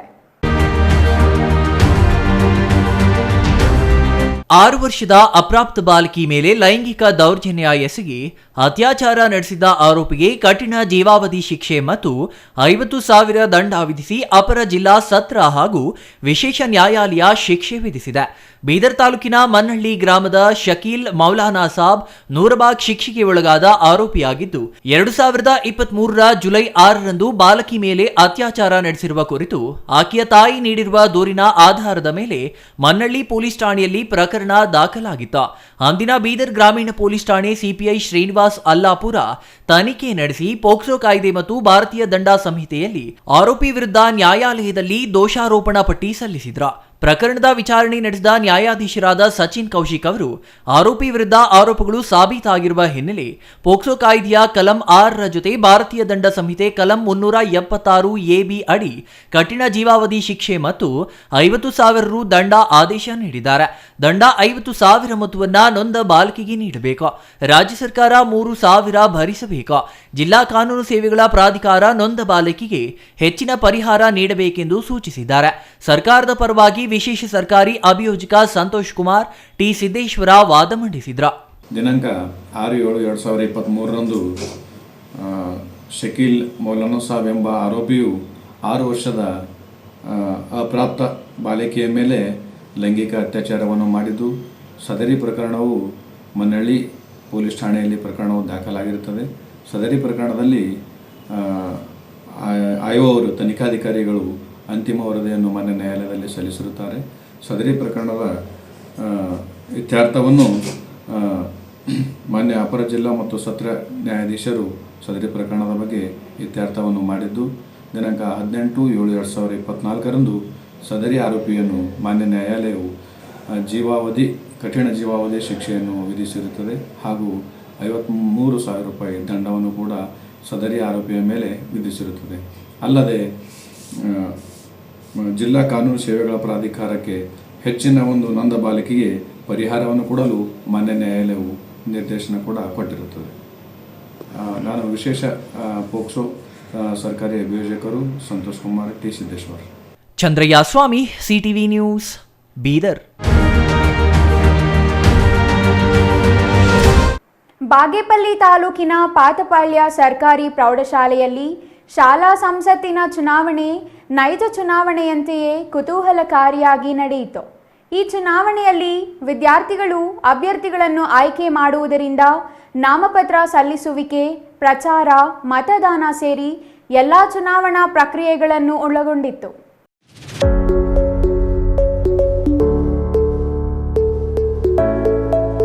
ಬಾಗೇಪಲ್ಲಿ ತಾಲೂಕಿನ ಪಾತಪಾಳ್ಯ ಸರ್ಕಾರಿ ಪ್ರೌಢಶಾಲೆಯಲ್ಲಿ ಶಾಲಾ ಸಂಸತ್ತಿನ ಚುನಾವಣೆ ನೈಜ ಚುನಾವಣೆಯಂತೆಯೇ ಕುತೂಹಲಕಾರಿಯಾಗಿ ನಡೆಯಿತು. ಈ ಚುನಾವಣೆಯಲ್ಲಿ ವಿದ್ಯಾರ್ಥಿಗಳು ಅಭ್ಯರ್ಥಿಗಳನ್ನು ಆಯ್ಕೆ ಮಾಡುವುದರಿಂದ ನಾಮಪತ್ರ ಸಲ್ಲಿಸುವಿಕೆ, ಪ್ರಚಾರ, ಮತದಾನ ಸೇರಿ ಎಲ್ಲಾ ಚುನಾವಣಾ ಪ್ರಕ್ರಿಯೆಗಳನ್ನು ಒಳಗೊಂಡಿತ್ತು. ಈ ವೇಳೆ ವಿದ್ಯಾರ್ಥಿಗಳು ಚುನಾವಣೆಯಲ್ಲಿ ಗೆಲ್ಲುವ ಪಣ ತೊಟ್ಟು ಪ್ರಚಾರದ ವೇಳೆ ಆರೋಪ ಪ್ರತ್ಯಾರೋಪಗಳು, ಭರವಸೆಗಳನ್ನು ನೀಡುವುದು ಜೋರಾಗಿಯೇ ನಡೆಯಿತು. ಇವೆಲ್ಲ ಚುನಾವಣೆ ಪ್ರಕ್ರಿಯೆಗಳು ಸಮಾಜ ವಿಜ್ಞಾನ ಶಿಕ್ಷಕ ಎನ್ ರವಿಚಂದ್ರ ಮಾರ್ಗದರ್ಶನದಲ್ಲಿ ನಡೆಯಿತು. ಚುನಾವಣೆಯಲ್ಲಿ ಸ್ಪರ್ಧಿಸಿ ಗೆಲುವು ಸಾಧಿಸಿದವರಿಗೆ ಸಚಿವ ಸಂಪುಟ ರಚನೆ ಮಾಡಿದ್ದು, ಪ್ರಧಾನಮಂತ್ರಿಯಾಗಿ ಬಾಬು, ನವ್ಯಶ್ರೀ ವಾರ್ತಾ ಮತ್ತು ಪ್ರಸಾರ ಖಾತೆ, ಸುದರ್ಶನ್ ರೆಡ್ಡಿ ಗೃಹ ಖಾತೆ, ಅಮೃತ ಆರೋಗ್ಯ ಮತ್ತು ನೈರ್ಮಲ್ಯ, ಅರ್ಚನಾ ವಿಜ್ಞಾನ ಮತ್ತು ತಂತ್ರಜ್ಞಾನ, ನಿಖಿತಾ ಕನ್ನಡ ಮತ್ತು ಸಂಸ್ಕೃತಿ, ವಿಷ್ಣುವರ್ಧನ್ ಗ್ರಂಥಾಲಯ, ಬಾಸಿರ್ ನೀರಾವರಿ ಮತ್ತು ಸ್ವಚ್ಛತೆ, ಅನಿತಾ ಶಿಕ್ಷಣ ಇಲಾಖೆ ಮತ್ತು ರಾಜಶೇಖರ್ಗೆ ಕ್ರೀಡಾ ಇಲಾಖೆ ನೀಡಲಾಗಿದೆ. ವಿದ್ಯಾರ್ಥಿಗಳಲ್ಲಿ ಪ್ರಜಾಪ್ರಭುತ್ವ ವ್ಯವಸ್ಥೆ ಬಗ್ಗೆ ನೈಜ ಅರಿವು ನೀಡುವ ನಿಟ್ಟಿನಲ್ಲಿ ಶಾಲಾ ಸಂಸತ್ತು ಚುನಾವಣೆ ನಡೆಸಲಾಯಿತು. ಈ ಚುನಾವಣೆಯಲ್ಲಿ ವಿದ್ಯಾರ್ಥಿಗಳು ಕುತೂಹಲದಿಂದ ಭಾಗವಹಿಸಿದ್ರು. ಅವರೆಲ್ಲರಿಗೂ ಹಾಗೂ ಮತದಾನ ಪ್ರಕ್ರಿಯೆಯಲ್ಲಿ ಭಾಗವಹಿಸಿದ ಎಲ್ಲಾ ವಿದ್ಯಾರ್ಥಿಗಳಿಗೆ ವಿ ಮಲ್ಲಪ್ಪ ಮುಖ್ಯ ಶಿಕ್ಷಕ ಶುಭಾಶಯಗಳನ್ನ ತಿಳಿಸಿದ್ರು. ಶಾಲೆಯ ಸಮಾಜ ವಿಜ್ಞಾನ ಶಿಕ್ಷಕ ರವಿಚಂದ್ರ ಮಾತನಾಡಿ, ಶಾಲಾ ಸಂಸತ್ತನ್ನ ರಚಿಸುವ ಸರ್ಕಾರದ ಕ್ರಮದಿಂದ ವಿದ್ಯಾರ್ಥಿಗಳಿಗೆ ಸಂವಿಧಾನ ಮತ್ತು ಪ್ರಜಾಪ್ರಭುತ್ವದ ಮಹತ್ವದ ಬಗ್ಗೆ ಸ್ವಲ್ಪ ಅನುಭವವಾಗುತ್ತಿದ್ದು ಉಪಯುಕ್ತವಾಗಿದೆ. ಭವಿಷ್ಯದಲ್ಲಿ ರಾಜಕಾರಣದ ಬಗ್ಗೆ ಸ್ಪಷ್ಟತೆ ಸಾಧಿಸಬಹುದಾಗಿದೆ ಎಂದರು. ಇನ್ನು ಈ ಸಂದರ್ಭದಲ್ಲಿ ರವಿಕುಮಾರ್, ಎಂಎಸ್ ಶ್ರೀನಿವಾಸನ್, ರಾಘವೇಂದ್ರ, ಸಿದ್ದರಾಮಪ್ಪ, ಮೋನಿಶಾ ಮತ್ತು ಅಂಬರೀಶ್ ಅಭಿನಂದಿಸಿ ತಮ್ಮ ಖಾತೆಗಳನ್ನು ಉತ್ತಮ ರೀತಿಯಲ್ಲಿ ನಿಭಾಯಿಸುವಂತೆ ಶುಭ ಹಾರೈಸಿದ್ರು. Ganesh R, CTV news, Bagepalli.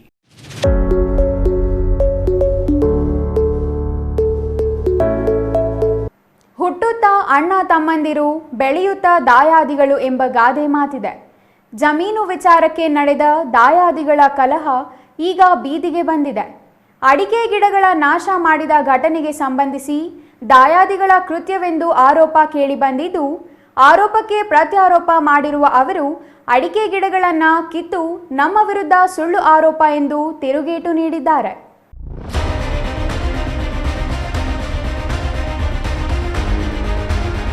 ಅಡಿಕೆ ಗಿಡಗಳ ನಾಶ ಮಾಡಿದ ಘಟನೆಗೆ ಸಂಬಂಧಿಸಿ ದಾಯಾದಿಗಳ ಕೃತ್ಯವೆಂದು ಆರೋಪ ಕೇಳಿಬಂದಿದ್ದು, ಆರೋಪಕ್ಕೆ ಪ್ರತ್ಯಾರೋಪ ಮಾಡಿರುವ ಅವರು ಅಡಿಕೆ ಗಿಡಗಳನ್ನ ಕಿತ್ತು ನಮ್ಮ ವಿರುದ್ಧ ಸುಳ್ಳು ಆರೋಪ ಎಂದು ತಿರುಗೇಟು ನೀಡಿದ್ದಾರೆ.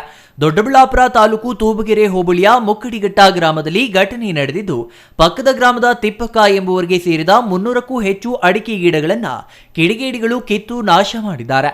ಗ್ರಾಮದ ಸರ್ವೆ ನಂಬರ್ 3ರಲ್ಲಿ ವಾರದ ಹಿಂದೆಯಷ್ಟೇ ಹಾಕಿದ್ದ ಅಡಿಕೆ ಗಿಡಗಳಲ್ಲಿ 3 ಗಿಡ ಮಾತ್ರ ಬಿಟ್ಟು ಉಳಿದೆಲ್ಲ ಅಡಿಕೆ ಗಿಡಗಳನ್ನ ನಾಶ ಮಾಡಿದ್ದಾರೆ. ಇದು ದಾಯಾದಿಗಳ ಕೃತ್ಯವೆಂದು ತಿಪ್ಪಕ್ಕನವರ ಕುಟುಂಬ ಆರೋಪ ಮಾಡಿತ್ತು. ತಿಪ್ಪಕ್ಕ ಕುಟುಂಬದ ಆರೋಪವನ್ನ ಪ್ರಭಾಕರ್ ಕುಟುಂಬ ನಿರಾಕರಿಸಿದೆ. ಮಾಧ್ಯಮಗಳೊಂದಿಗೆ ಮಾತನಾಡಿದ ಅವರು, ಇದೊಂದು ಸುಳ್ಳು ಆರೋಪ. ಸರ್ವೆ ನಂಬರ್ 3ರಲ್ಲಿ ಕಳೆದ 20 ವರ್ಷಗಳಿಂದ ನಾವು ಅನುಭವದಲ್ಲಿದ್ದೇವೆ. ನಮ್ಮ ಕುಟುಂಬ ಮತ್ತು ತಿಪ್ಪಕ್ಕನವರ ಕುಟುಂಬಗಳು ರಕ್ತ ಸಂಬಂಧಿಗಳು. ನಾವು 6 ಜನ ಅಣ್ಣ ತಮ್ಮಂದಿರಿದ್ದು ಎಲ್ಲರೂ ಜಮೀನು ಹಂಚಿಕೊಂಡು ಬೇಸಾಯ ಮಾಡುತ್ತಿದ್ದೇವೆ. ಸರ್ವೆ ನಂಬರ್ 3ರ ಜಮೀನು ವಿಚಾರಕ್ಕೆ ಸಂಬಂಧಿಸಿ ತಿಪ್ಪಕ್ಕ ಮತ್ತು ನಮ್ಮ ಕುಟುಂಬದ ನಡುವೆ ಆಗಾಗ ಜಗಳವಾಗಿದೆ. ಪೊಲೀಸ್ ಠಾಣೆಗಳಲ್ಲಿ ದೂರು ನೀಡಲಾಗಿದೆ ಎಂದರು.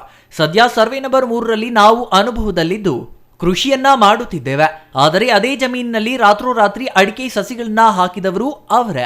ಈಗ ಅದೇ ಅಡಿಕೆ ಸಸಿಗಳನ್ನ ಕಿತ್ತು ನಮ್ಮ ಕುಟುಂಬದ ವಿರುದ್ಧ ಸುಳ್ಳು ಆರೋಪ ಮಾಡುತ್ತಿದ್ದಾರೆ. ಅಡಿಕೆ ಸಸಿ ನಾಟಿ ಮಾಡಲು ಜಮೀನು ಉಳುಮೆ ಮಾಡಬೇಕು, ಟ್ರಂಚ್ ಹೊಡಿಬೇಕು. ಆದರೆ ಇದ್ಯಾವುದನ್ನು ಮಾಡದೆ ಅಡಿಕೆ ಸಸಿಯನ್ನ ನಾಟಿ ಮಾಡಿದ್ದಾರೆ. ಹಾಕಿದ್ದು ಸ್ವಲ್ಪ ಅಡಿಕೆ ಗಿಡಗಳು, ಅವುಗಳನ್ನೇ ಕಿತ್ತು 300 ಗಿಡಗಳನ್ನ ಕಿತ್ತಿರುವುದಾಗಿ ವಿನಾಕಾರಣ ನಮ್ಮ ವಿರುದ್ಧ ಸುಳ್ಳು ಆರೋಪ ಮಾಡುತ್ತಿದ್ದಾರೆ ಎಂದರು. 52 ಅಂದರೆ 32 ಗುಂಟೆ ಅವ್ರಿಗಾಗಿದೆ. Survey number ಸಬ್ಬಾಗಿದೆ. ಆ 52ರಲ್ಲಿ ಅವರೇ ಇರೋದು, ನಾವು 3ರಲ್ಲಿರೋದು. ನಾವು ಹೋದ ಸರಿ ಏನಾಯಿತು, ಸುಮಾರು ಅಂದರೆ ಒಂದು 20 ವರ್ಷದಿಂದ ನಾವು ನಮ್ಮ ತಾತನ ಕಾಲದಿಂದ ಅನುಭವ ಇರೋದು. 20 ವರ್ಷದಿಂದ ನಾವು ಡಿವೈಡ್ ಆಗಿದ್ವಿ. ಡಿವೈಡ್ ಆಗಿ ಎಲ್ಲರೂ 8 ಜನ, ಇವರು 6 ಜನ ಗಂಡಸರು ಇರೋದು. 6 ಜನನೂ ಅಣ್ತಮ್ಮಂದರು ಡಿವೈಡ್ ಆಗಿದ್ವಿ. ನೀವು ಈ ಕಡೆ ಉತ್ಕೊಳ್ರಿ, ನೀವು ಈ ಕಡೆ ಉತ್ಕೊಳ್ರಿ ಅಂತ ಇದ್ವಿ ಅವತ್ತಿಂದ. ಈ ಹೋದ ಸರಿ ಏನಾಯಿತು ಅಂದರೆ, ಈ ಮುನ್ರಾಜ್ ಅಣ್ಣವ್ರು ಬಂದರು. ನಾವೇ ಕಂಪ್ಲೇಂಟ್ ಕೊಟ್ಟಿವಿ. ಮುನ್ರಾಜ್ ಅಣ್ಣವ್ರು ಬಂದಿದ್ದರು. ನ್ಯಾಯ ಏನಿದೆ ಅದು ಮಾಡಿರಿ ಅಂತ ಅವರೇ ಹೇಳಿದ್ರು. ನಮಗೆ ಪರಿಚಯ ಇರಲಿಲ್ಲ ಇವರು. ಅವರೇ ಹೇಳಿದ್ರು, ಅವರೇ ಕರ್ಕೊಬಂದು ಅವರೇ ಹೇಳಿದ್ರು. ಆಯ್ತಪ್ಪ ಮಾಡನ್ನಿ ಅಂತ ಹೇಳ್ಬಿಟ್ಟು ಮಾಡಿದ್ರು. ಮಾಡಿದ್ದಾದಮೇಲೆ ಇಲ್ಲಿಂದ ಈ ಕಡೆ ನೀವಿರ್ರಿ, ಇಲ್ಲಿಂದ ಈ ಕಡೆ ನೀವಿರ್ರಿ ಅಂತ ಹೇಳಿದ್ರು. ಆಯಿತು ಅಂತೇಳಿ ಹೊರಟೋದ್ವಿ. ಆವಾಗ ಉಳ್ಳಿ ಚೆಲ್ಲಿದ್ವಿ. ಉಳ್ಳಿ ಚೆಲ್ಲಿ ಆದಮೇಲೆ ಕಿತ್ಕೊಂಡಾದ್ಮೇಲೆ ಉಳಕ್ಕೆ ಹೋದ್ವಿ. ಮೊನ್ನೆ ಉಳಕ್ಕೆ ಹೋದಾಗ ಉಳ್ಬೇಡ್ರಿ ಅಂತಂದರು. 30ನೇ ತಾರೀಕು ಉಳ್ಬೇಡ್ರಿ ನೀವು, ನಮ್ದು ಇದು ಅಂತಂದರು. ಆಯಿತು ಅಂತೇಳಿ ನಾವು ಕಂಪ್ಲೇಂಟ್ ಕೊಟ್ವಿ. ಇವರೇ ಆಯಿತಾ ಮೊದಲು ಏನು ಮಾಡಿದ್ರು ಅದ್ರ ಪ್ರಕಾರ ಯಥಾಸ್ಥಿತಿ ಕಾಪಾಡ್ಕೊಳ್ರಿ ಅಂತೇಳಿ ಹೋದರು. ಆಯಿತು ಅಂತೇಳಿ ನಾವು ಕೇಸ್ ಕ್ಲೋಸ್ ಮಾಡ್ಕೊಂಡು ಹೋದ್ವಿ. ತಿರುಗಿ ಏನಾಯಿತು ಅಂದರೆ, ತಿರುಗಿ 16ನೇ ತಾರೀಕು ನೈಟು ಸಸಿ ತಂದು ಒಂದು 3-4 ತಂದಿದ್ದಾರೆ. ಉಗುಣ್ಬಿಟ್ಟು ಈ ಥರ ಅವರೇ ಕಿತ್ತಾಕಿದ್ದಾರೆ ಅಂತ ಹೇಳ್ಬಿಟ್ಟು ಕಂಪ್ಲೇಂಟ್ ಕೊಟ್ಟಿದ್ದಾರೆ. ತಿರುಗಿ ನಾವು ನೆಕ್ಸ್ಟ್ ಡೇ 17ನೇ ತಾರೀಕು ನಾವು ಕಂಪ್ಲೇಂಟ್ ಕೊಡ್ತೀವಿ, ನಮ್ಮ ಹೊಲದಲ್ಲಿ ಈ ಥರ ನೆಟ್ಟಿದ್ದಾರೆ ಅಂತ.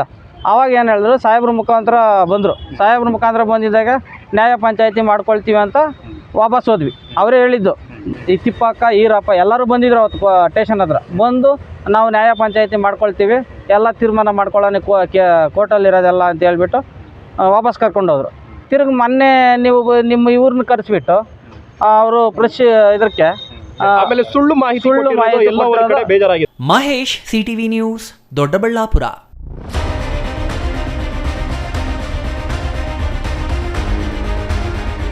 ಶಿಕ್ಷಣ ಮಂತ್ರಾಲಯದ ಸೂಚನೆಯಂತೆ ಶಿಕ್ಷಾ ಸಪ್ತಾಹ ಕಾರ್ಯಕ್ರಮಗಳನ್ನು ರಾಜ್ಯದ ಎಲ್ಲ ಶಾಲೆಗಳಲ್ಲಿ ಅನುಷ್ಠಾನಗೊಳಿಸುವಂತೆ ಸಮಗ್ರ ಶಿಕ್ಷಣ ಇಲಾಖೆ ಸೂಚನೆ ನೀಡಿದ್ದು, ಇಂದು ಬಾಗೇಪಲ್ಲಿ ಪಟ್ಟಣದ ಪಿಎಂ ಶ್ರೀ ಶಾಲೆಯಲ್ಲಿ ಶಾಲಾ ಶಿಕ್ಷಣ ಮತ್ತು ಸಾಕ್ಷರತಾ ಇಲಾಖೆ ಶಿಕ್ಷಾ ಸಪ್ತಾಹವನ್ನು ಆಚರಿಸಿತು.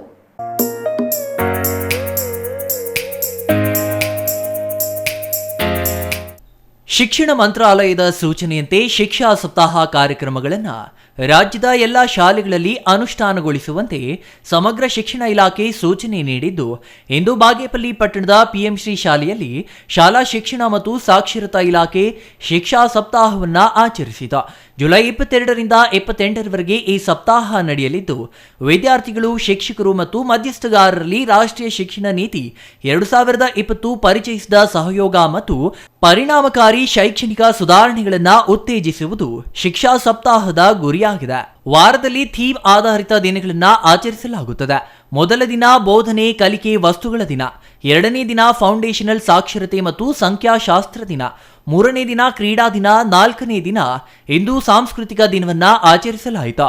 ಮುಖ್ಯ ಶಿಕ್ಷಕ ಆರ್ ಹನುಮಂತರೆಡ್ಡಿ ಮಾತನಾಡಿ, ಶಿಕ್ಷಣ ಸಪ್ತಾಹದ 4ನೇ ದಿನವಾದ ಇಂದು ವಿದ್ಯಾರ್ಥಿಗಳಲ್ಲಿ ಏಕತೆ ಮತ್ತು ವೈವಿಧ್ಯತೆಯ ಪ್ರಜ್ಞೆ ಬೆಳೆಸಲು ಸಾಂಸ್ಕೃತಿಕ ದಿನದ ಕಾರ್ಯಕ್ರಮಗಳನ್ನು ಆಯೋಜಿಸಲಾಗಿದೆ ಎಂದರು. ಪಿಎಂ ಶ್ರೀ ಶಾಲೆಯಲ್ಲಿ ಭಾರತದ ಸಾಂಸ್ಕೃತಿಕ ವೈವಿಧ್ಯತೆ ಉತ್ತೇಜಿಸಲು ಈ ದಿನವನ್ನ ಸಮರ್ಪಿಸಲಾಗಿದೆ. ಶಾಲೆಗಳು ವಿವಿಧ ಭಾಷೆಗಳಲ್ಲಿ ಸಾಂಸ್ಕೃತಿಕ ಕಾರ್ಯಕ್ರಮಗಳನ್ನು ನಡೆಸಲಾಯಿತು. ಉಡುಗೆ, ಆಹಾರ, ಕಲೆ, ವಾಸ್ತುಶಿಲ್ಪ, ಸ್ಥಳೀಯ ಆಟಗಳು, ಚಿತ್ರಕಲೆ, ನೃತ್ಯಗಳು, ಹಾಡುಗಳು, ರಂಗಭೂಮಿ, ಜಾನಪದ ಮತ್ತು ಸಾಂಪ್ರದಾಯಿಕ ಕಲೆಗಳು, ಬೀದಿ ನಾಟಕಗಳು, ಬೊಂಬೆ ಪ್ರದರ್ಶನಗಳು, ಕತೆ ಹೇಳುವುದು, ಜಾನಪದ, ಪ್ರಾದೇಶಿಕ ಮತ್ತು ಸಮಕಾಲೀನ ಶೈಲಿಗಳು ಅಥವಾ ದೇಶದ ಯಾವುದೇ ಭಾಗದಿಂದ ನಾಟಕ, ಸಮುದಾಯ ಹಾಡುಗಾರಿಕೆ, ಜಾನಪದ ನೃತ್ಯಗಳು, ಶಾಸ್ತ್ರೀಯ ಮತ್ತು ಪ್ರಾದೇಶಿಕ ಜಾನಪದ ರೂಪಗಳಲ್ಲಿ ಪ್ರದರ್ಶನ ನೀಡಿದ್ರ.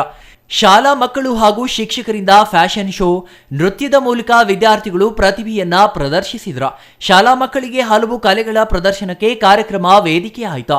ವಿವಿಧ ಸ್ಪರ್ಧೆ ಏರ್ಪಡಿಸಿ ವಿಜೇತರಿಗೆ ಬಹುಮಾನ ನೀಡಲಾಯಿತು. ಶಾಲಾ ಮಕ್ಕಳು ಹಾಗೂ ಶಿಕ್ಷಕರಿಂದ ನಡೆದ ಫ್ಯಾಷನ್ ಶೋನಲ್ಲಿ ವಿಭಿನ್ನ ಬಟ್ಟೆ ತೊಟ್ಟು ಮಕ್ಕಳು ಕಂಗೊಳಿಸಿದ್ರ.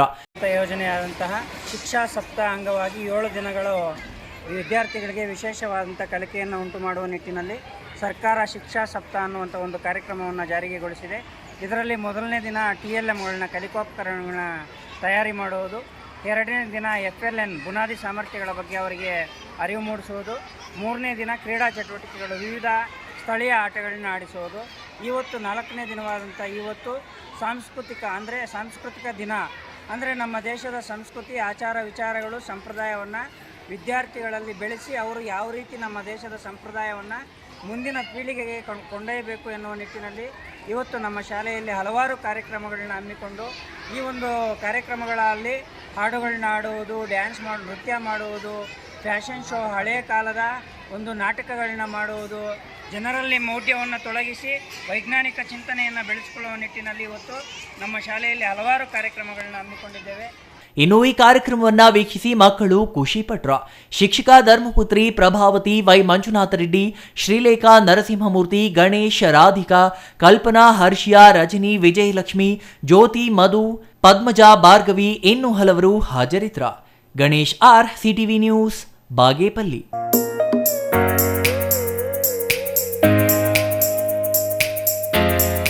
ಇದೀಗ ಚಿಕ್ಕದೊಂದು ವಿರಾಮದ ನಂತರ ಸಿಟಿವಿ ನ್ಯೂಸ್ ಮುಂದುವರಿಯಲಿದೆ.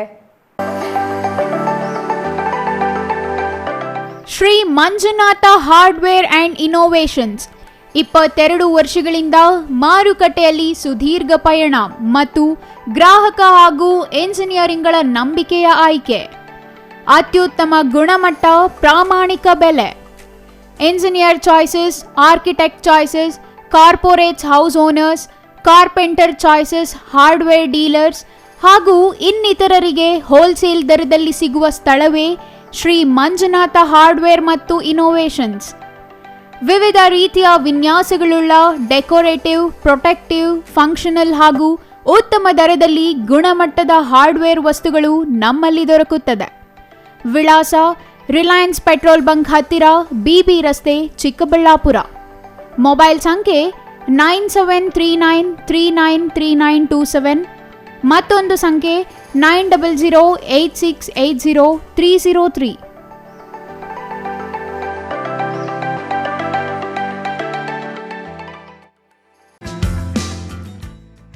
ರಾಮೂಸ್ ಫರ್ನಿಚರ್ ಪ್ಯಾರಡೈಸ್, ರಾಗ ಬಿಲ್ಡಿಂಗ್, ಬಿಬಿ ರಸ್ತೆ, ಚಿಕ್ಕಬಳ್ಳಾಪುರ. ನಮ್ಮ ಸಂಸ್ಥೆಯು 1994ರಿಂದ ಚಿಕ್ಕಬಳ್ಳಾಪುರ ಜಿಲ್ಲಾದ್ಯಂತ ಗ್ರಾಹಕರ ಬೇಡಿಕೆಗಳಿಗೆ ಅನುಗುಣವಾಗಿ ಗುಣಮಟ್ಟದಲ್ಲಿ ಯಾವುದೇ ರಾಜಿ ಇಲ್ಲದೆ ಉತ್ತಮ ಸೇವೆಯನ್ನ ಸಲ್ಲಿಸುತ್ತಾ ಬಂದಿದೆ. ನಮ್ಮಲ್ಲಿ ಆಕರ್ಷಕ ಕಲಾತ್ಮಕ ವಿನ್ಯಾಸಗಳುಳ್ಳ ವಿವಿಧ ಮಾದರಿಯ ಗೃಹಾಲಂಕಾರ teak wood furnitures, sofa set, dining tables, leather sofa set, office furnitures ಮತ್ತು ಬೆಡ್ರೂಮ್ ವಾರ್ಡ್ರೋಬ್ಸ್ ಅಂಡ್ ಕಾಟ್ಸ್ ಮತ್ತು ಇಟಾಲಿಯನ್ ಕಿಚನ್ ಮತ್ತು ನಿಮ್ಮ ಮನೆಯ ಎಲ್ಲ ಇಂಟೀರಿಯರ್ ಡಿಸೈನ್ ಅನ್ನ ನಿಮ್ಮ ಮನಸ್ಸಿಗೊಪ್ಪುವಂತೆ ಕೇವಲ 15 ದಿನಗಳಲ್ಲಿ ಮಾಡಿಕೊಡಲಾಗುತ್ತದೆ. ಜರ್ಮನ್ ಯಂತ್ರೋಪಕರಣಗಳಿಂದ ಕೂಡಿದ ಸ್ವಂತ ಫ್ಯಾಕ್ಟರಿಯನ್ನ ಹೊಂದಿದ್ದು ಎಲ್ಲ ರೀತಿಯ ಗ್ರಾಹಕರ ಕೈಗೆಟುಕುವ ಬೆಲೆಗಳಿಗೆ ತಕ್ಕಂತೆ ಫರ್ನಿಚರ್ಸ್ ಹಾಗೂ ಇಂಟೀರಿಯರ್ ಅನ್ನ ಮಾಡಿಕೊಡಲಾಗುತ್ತದೆ. ಇನ್ನೇಕೆ ತಡ, ಹಿಂದೆ ಭೇಟಿ ಕೊಡಿ. ರಾಮೂಸ್ ಫರ್ನಿಚರ್ಸ್ ಪ್ಯಾರಡೈಸ್, ರಾಗ ಬಿಲ್ಡಿಂಗ್, ಬಿಬಿ ರಸ್ತೆ, ಚಿಕ್ಕಬಳ್ಳಾಪುರ. ವಿರಾಮದ ನಂತರ ಮತ್ತೆ ಸಿಟಿವಿ ನ್ಯೂಸ್ಗೆ ಸ್ವಾಗತ. ಇದೀಗ ಸಂಕ್ಷಿಪ್ತ ಸುದ್ದಿ.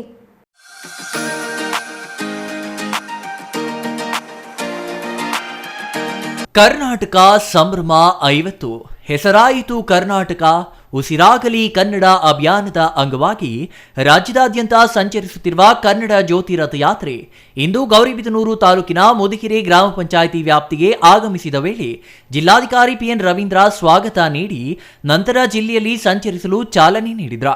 ಕರ್ನಾಟಕ ಸಂಭ್ರಮ 50 ಹೆಸರಾಯಿತು ಕರ್ನಾಟಕ ಉಸಿರಾಗಲಿ ಕನ್ನಡ ಅಭಿಯಾನದ ಅಂಗವಾಗಿ ನಂತರ ಜಿಲ್ಲೆಯಲ್ಲಿ ಸಂಚರಿಸಲು ಚಾಲನೆ ನೀಡಲಾಯಿತು. ಈ ಸಂದರ್ಭದಲ್ಲಿ ಗೌರಿಬಿದನೂರು ಶಾಸಕ ಪುಟ್ಟಸ್ವಾಮಿ ಗೌಡ, ಜಿಲ್ಲಾ ಕನ್ನಡ ಸಾಹಿತ್ಯ ಪರಿಷತ್ ಅಧ್ಯಕ್ಷ ಪ್ರೊಫೆಸರ್ ಕೋಡಿರಂಗಪ್ಪ, ಗೌರಿಬಿದನೂರು ತಹಸೀಲ್ದಾರ್ ಮಹೇಶ್ ಪತ್ರಿ, ಗೌರಿಬಿದನೂರು ತಾಲೂಕು ಪಂಚಾಯಿತಿ ಇಒ ಹೊನ್ನಯ್ಯ, ಕನ್ನಡ ಸಂಸ್ಕೃತಿ ಇಲಾಖೆ ಸಹಾಯಕ ನಿರ್ದೇಶಕ ರವಿಕುಮಾರ್ ಇನ್ನೂ ಹಲವರು ಹಾಜರಿದ್ದರು.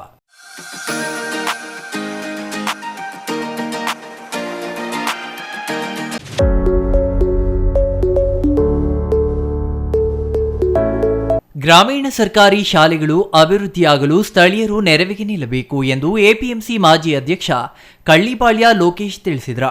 ಗುಬ್ಬಿ ತಾಲೂಕಿನ ಕಳ್ಳಿಪಾಳ್ಯ, ಸಿಂಗೋನಹಳ್ಳಿ ಸೇರಿದಂತೆ ಹಲವು ಸರ್ಕಾರಿ ಶಾಲೆಗಳ ವಿದ್ಯಾರ್ಥಿಗಳಿಗೆ ತಮ್ಮ ಹುಟ್ಟುಹಬ್ಬದ ಹಿನ್ನೆಲೆಯಲ್ಲಿ ನೋಟ್ಬುಕ್ ಹಾಗೂ ಲೇಖನ ಸಾಮಗ್ರಿ ವಿತರಣೆ ಮಾಡಿ ಅವರು ಮಾತನಾಡಿದರು. ಹುಟ್ಟಿದ ಊರಿಗೆ ಹಾಗೂ ಓದಿದ ಶಾಲೆಗಳಿಗೆ ವಿಶೇಷ ದಿನಗಳಂದು ಸಹಕಾರ ಮಾಡಿದರೆ ಅಲ್ಲಿರುವ ಮಕ್ಕಳಿಗೆ ಸಹಕಾರಿಯಾಗಲಿದೆ.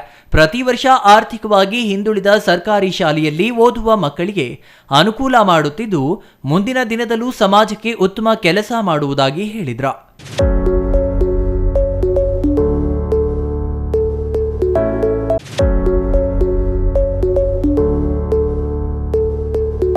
ಕೆಜಿಎಫ್ ಆರ್ಟಿಒ ಕಚೇರಿ ನಿರೀಕ್ಷಕ ಶ್ರೀನಿವಾಸ್ ಮೂರ್ತಿ ಅವರು ತಮ್ಮ ಕಚೇರಿಗೆ ಹೋಗುವ ಸಾಮಾನ್ಯರ ಪ್ರೀತಿ ವಿಶ್ವಾಸ ಗಳಿಸಿದ್ದಾರೆಂದು ಜಾನುವಾರು ಸಾಕಾಣಿಕೆದಾರರ ಒಕ್ಕೂಟದ ಸಂಸ್ಥಾಪಕ ನೀಲಕಂಠ ಅಗ್ರಹಾರ ಶಾಮಣ್ಣ ತಿಳಿಸಿದರು. ಮಾಲೂರು ಪಟ್ಟಣದ ವೈಟ್ ಗಾರ್ಡನ್ನಲ್ಲಿ ತಾಲೂಕು ಜಾನುವಾರು ಸಾಕಾಣಿಕೆದಾರರ ಒಕ್ಕೂಟ ಶ್ರೀನಿವಾಸ್ ಮೂರ್ತಿ ಅವರಿಗೆ ಉತ್ತಮ ಸೇವಾ ಪ್ರಶಸ್ತಿ ಅಭಿನಂದನಾ ಕಾರ್ಯಕ್ರಮದಲ್ಲಿ ಅವರು ಮಾತನಾಡಿದರು. ಗಿಡ ಮರ ಬೆಳೆಸಿ ಪರಿಸರ ಬಗ್ಗೆ ಹೆಚ್ಚು ಕಾಳಜಿ ಹೊಂದಿದ್ದಾರೆ. ವಾಹನ ಸವಾರರು ಕಾನೂನು ಪಾಲನೆ ಮಾಡಬೇಕು. ಅಪಘಾತಗಳು ಹೆಚ್ಚಾಗುತ್ತಿದ್ದು ಅತಿ ಅಪಘಾತಗಳು ಮಾಲೂರು ತಾಲೂಕಿನಲ್ಲೇ ಆಗುತ್ತಿರುವುದರಿಂದ ಸವಾರರು ಜಾಗೃತಿಯಿಂದ ವಾಹನ ಚಾಲನೆ ಮಾಡಬೇಕೆಂಬ ಜಾಗೃತಿ ಮೂಡಿಸುತ್ತಾರೆ. ರೈತರ ಸಾಮಾನ್ಯರ ಜನರ ಬಗ್ಗೆ ಹೆಚ್ಚಿನ ಕಾಳಜಿ ವಹಿಸುವುದನ್ನು ಗುರುತಿಸಿ ತಾಲೂಕು ಜಾನುವಾರು ಸಾಕಾಣಿಕೆದಾರರ ಒಕ್ಕೂಟದಿಂದ ಅಭಿನಂದಿಸುತ್ತಿರುವುದಾಗಿ ತಿಳಿಸಿದರು. ಇನ್ನು ಈ ಸಂದರ್ಭದಲ್ಲಿ ಪ್ರಗತಿಪರ ರೈತ ಪುರಸನಹಳ್ಳಿ ನಂಜಪ್ಪ, ವಾಹನ ತರಬೇತಿ ಶಾಲೆಯ ಮಾಲೀಕ ಮಂಜುನಾಥ್, ಗಣೇಶ್, ಸರ್ವಣ ವೆಂಕಟಚಲಪತಿ, ರವಿಕುಮಾರ್, ಶಿವಶಂಕರ್, ಪ್ರಶಾಂತ್, ನಾಶಿಕ್ ಪಾಷಾ ಮತ್ತಿತರರು ಹಾಜರಿದ್ದರು.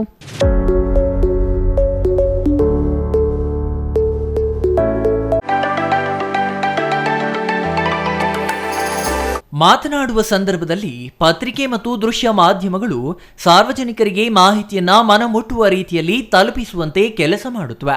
ಭಾರತ ಸಂವಿಧಾನ 3 ಅಂಗ ಒಳಗೊಂಡಿದ್ದು 4ನೇ ಅಂಗ ಪತ್ರಿಕಾರಂಗ, ಶಾಸಕಾಂಗ, ಕಾರ್ಯಾಂಗ, ನ್ಯಾಯಾಂಗ ಮತ್ತು ಪತ್ರಿಕಾರಂಗ. ಈ 4 ಸ್ತಂಭಗಳು ದೇಶದ ಮೂಲ ಸ್ತಂಭಗಳು ಎಂದು PV ರಾಜಣ್ಣ ಹೇಳಿದ್ರ. ಯಾವುದೇ ಪತ್ರಿಕೆ ಸಿದ್ಧವಾಗಬೇಕಾದರೆ ಸುಮಾರು 24 ಗಂಟೆ ದೇಶದಲ್ಲಿ ಏನು ನಡೆಯುತ್ತದೆ ಎಂಬ ವಿಚಾರಗಳನ್ನ ಕಲೆ ಹಾಕಿ ಪತ್ರಿಕೆ ಸಿದ್ಧವಾಗಿ ದೇಶದ ಮೂಲೆ ಮೂಲೆಗಳಿಗೂ ತಲುಪುವಂತ ಕಾರ್ಯ ಮಾಡೋದೇ ಪತ್ರಿಕಾರಂಗ ಎಂದ್ರ. ಇನ್ನು ಇದೇ ಸಂದರ್ಭದಲ್ಲಿ ಗೌರಿಬಿದನೂರಿನ ರಾಜ್ಯ ಪತ್ರಕರ್ತರ ಮತ್ತು ವರದಿಗಾರರ ಸಂಘದ ತಾಲೂಕು ಅಧ್ಯಕ್ಷ PV ರಾಜಣ್ಣ, ಉಪಾಧ್ಯಕ್ಷರು ಜಗನ್ನಾಥ್, ಖಜಾಂಚಿ ಮೌಲಾ, ಇನ್ನೂ ಹಲವರು ಹಾಜರಿದ್ರ.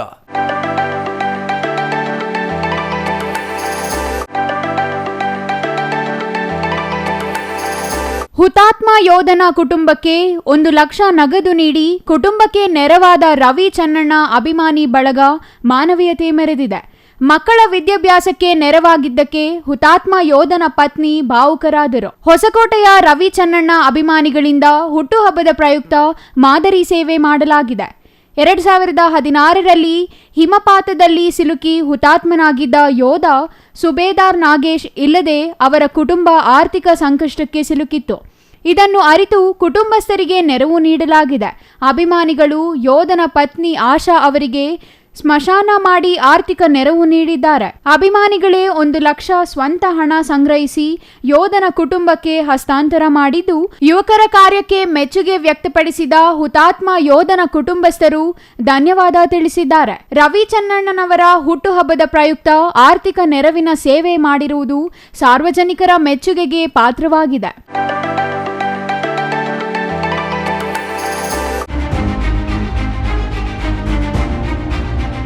ಹೆದ್ದಾರಿಯಲ್ಲಿ ಸ್ನೇಹಿತನನ್ನೇ ಭೀಕರವಾಗಿ ಕೊಲೆ ಮಾಡಿ ಎಸ್ಕೇಪ್ ಆಗಿದ್ದ ಆರೋಪಿಗಳನ್ನು ಬಂಧಿಸುವಲ್ಲಿ ಬೆಂಗಳೂರು ಗ್ರಾಮಾಂತರ ಜಿಲ್ಲೆಯ ನಂದಗುಡಿ ಪೊಲೀಸರು ಯಶಸ್ವಿಯಾಗಿದ್ದಾರೆ.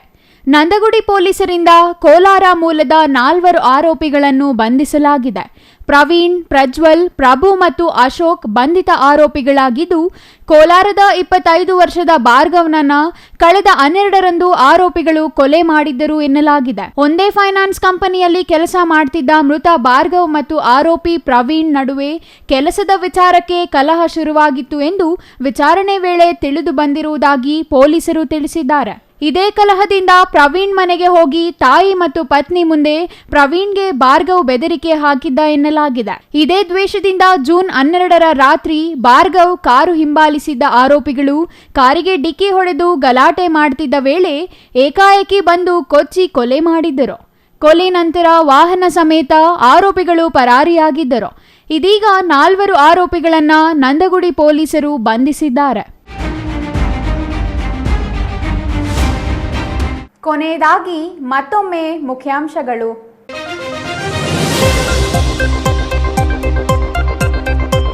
ಗುಡಿಬಂಡೆ ತಾಲೂಕಿನ ಹಂಪಸಂದ್ರ ಡಬಲ್ ಮರ್ಡರ್ಗೆ ಹೊಸ ಟ್ವಿಸ್ಟ್. ಕೊಲೆಗೂ ಮುನ್ನ ಸೆಲ್ಫಿ ವಿಡಿಯೋ ಮಾಡಿದ ಆರೋಪಿ ಫೇಸ್ಬುಕ್ನಲ್ಲಿ ಸೆಲ್ಫಿ ವಿಡಿಯೋ ಮಾಡಿ ನೋವು ತೋಡಿಕೊಂಡು ಕೊಲೆ ಮಾಡಿದ ಆರೋಪ. ಅಂಗನವಾಡಿ ಕೇಂದ್ರಗಳ ಸುಧಾರಣೆಗೆ ಮುನ್ನುಡಿ ಬರೆಯುತ್ತಿರುವ ಜಿಲ್ಲಾ ಕಾನೂನು ಸೇವಾ ಪ್ರಾಧಿಕಾರದ ನ್ಯಾಯಾಧೀಶ ಉಮೇಶ್ HK. ಅಂಗನವಾಡಿಗಳಿಗೆ ಕಟ್ಟಡ ಹಾಗೂ ವಿವಿಧ ಸೌಲಭ್ಯಗಳನ್ನು ಕಲ್ಪಿಸಲು ವರದಿ. ನಂಜನಗೂಡು ಕಸ್ತೂರಿಬಾ ಗಾಂಧಿ ವಸತಿ ನಿಲಯದ ಅವ್ಯವಸ್ಥೆ ಸರಿಪಡಿಸುವವರು ಯಾರು? ದಿನೇ ದಿನೇ ಕ್ಷೀಣಿಸುತ್ತಿರುವ ಹಾಸ್ಟೆಲ್ ಸೇರುವ ವಿದ್ಯಾರ್ಥಿಗಳ ಸಂಖ್ಯೆ, ಜೀವಭಯದಲ್ಲಿಯೇ ವಿದ್ಯಾರ್ಥಿನಿಯರ ವ್ಯಾಸಂಗ. ಕುಡುಕರ ಅನೈತಿಕ ಚಟುವಟಿಕೆಗಳ ತಾಣವಾಗಿರುವ ಚಿತ್ರಾವತಿ ಬ್ಯಾರೇಜ್, ಬಾಗೇಪಲ್ಲಿ ಪಟ್ಟಣಕ್ಕೆ ಕುಡಿಯುವ ನೀರು ಒದಗಿಸುತ್ತಿರುವ ಅಣೆಕಟ್ಟು, ಕುಟುಂಬ ಸಮೇತ ಹೋದರೆ ಕಿರಿಕಿರಿ ತಪ್ಪಿದ್ದಲ್ಲ ಎಂಬ ಸ್ಥಿತಿ. ಇದಿಷ್ಟು ಈ ದಿನದ ಸುದ್ದಿ. ನೋಡ್ತಾ ಇರಿ CTV ನ್ಯೂಸ್, ಇದು ನಿಮ್ಮ ಜೊತೆಗಾರ.